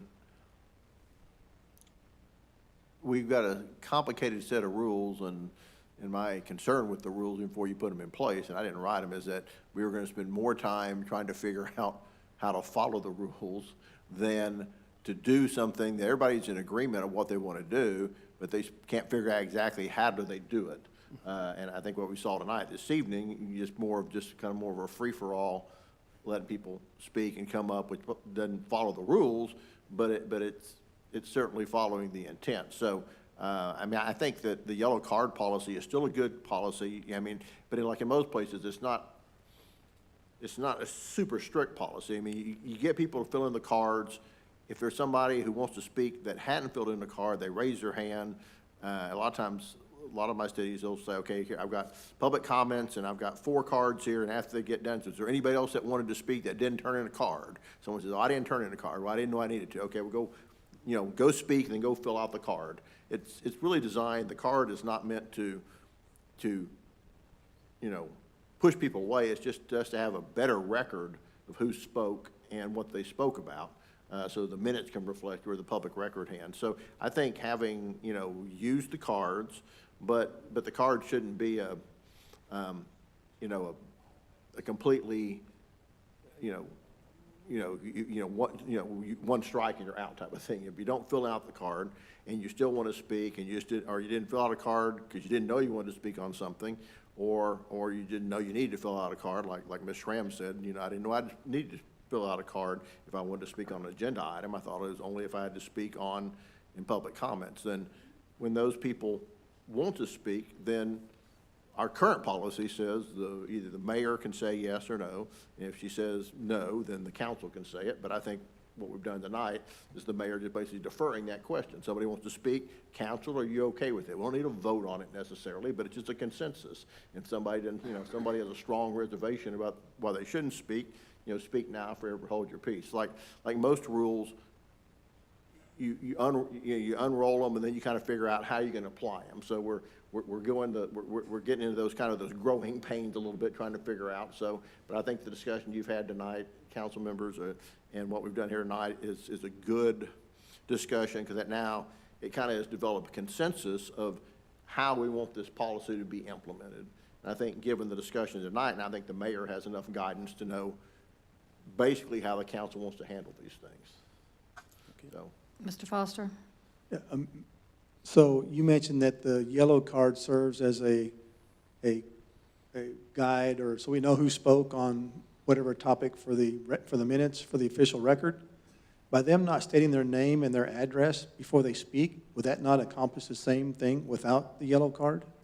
They can. Usually the yellow card is just to make sure you get the spelling right. Someone may, have an unusual last name and they say it, and the city secretary is trying to guess, how do I spell that? Or did I hear it right? So it's just a checks and balance. If someone writes down their name and their address, then you're not subject to somebody hearing it and writing it down correctly because you've already got it. It's not required, but it's a standard policy at most cities, so that they try to have as clear a record as they can. All right, council, I just want to say one more thing, talking about when people raise their hands out here.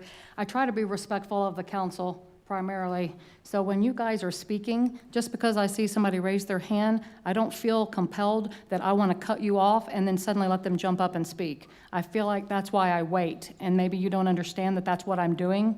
But when they're raising their hand, just because they raise their hand, if you're in the middle of a train of thought, I don't want to break your mode. I don't want to get you out of that train of thought. I want you to finish what you want to say.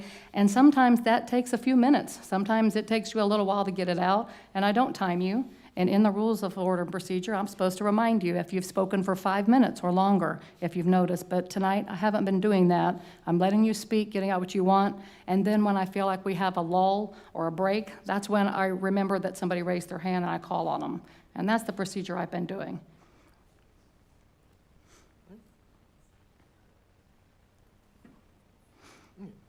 All right, So it sounds like we don't need any action tonight. I don't think we need any action on It sounds like it this. was just basically just kind of a good discussion as so that we're all on the same page of how we're going to interpret and apply the rules, and it sounds like everybody has a much better understanding now.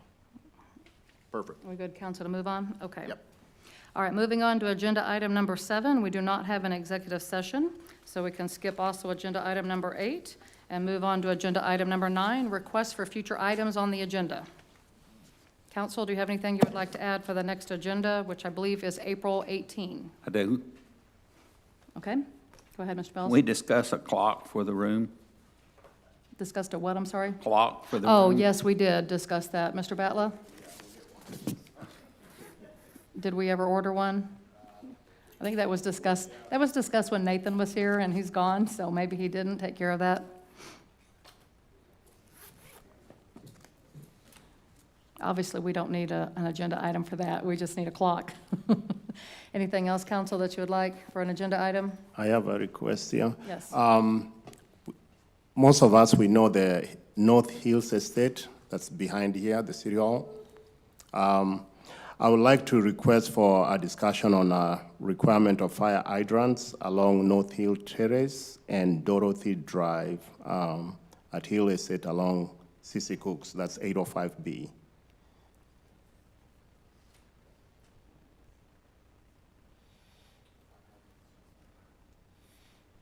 Okay, anything else, council?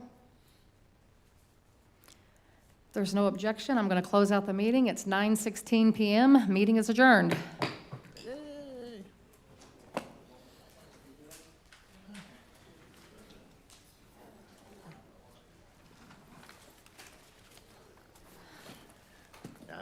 I need to get some hearing aids. I've noticed the last time I've been in court, the judge just said something.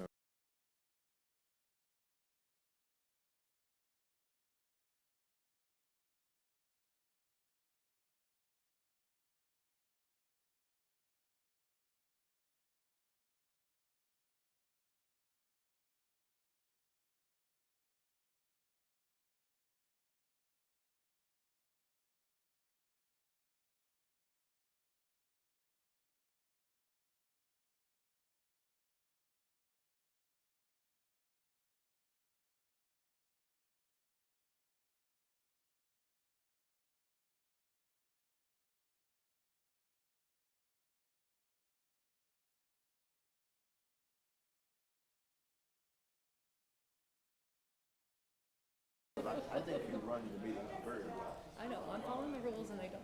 I know, but I think you're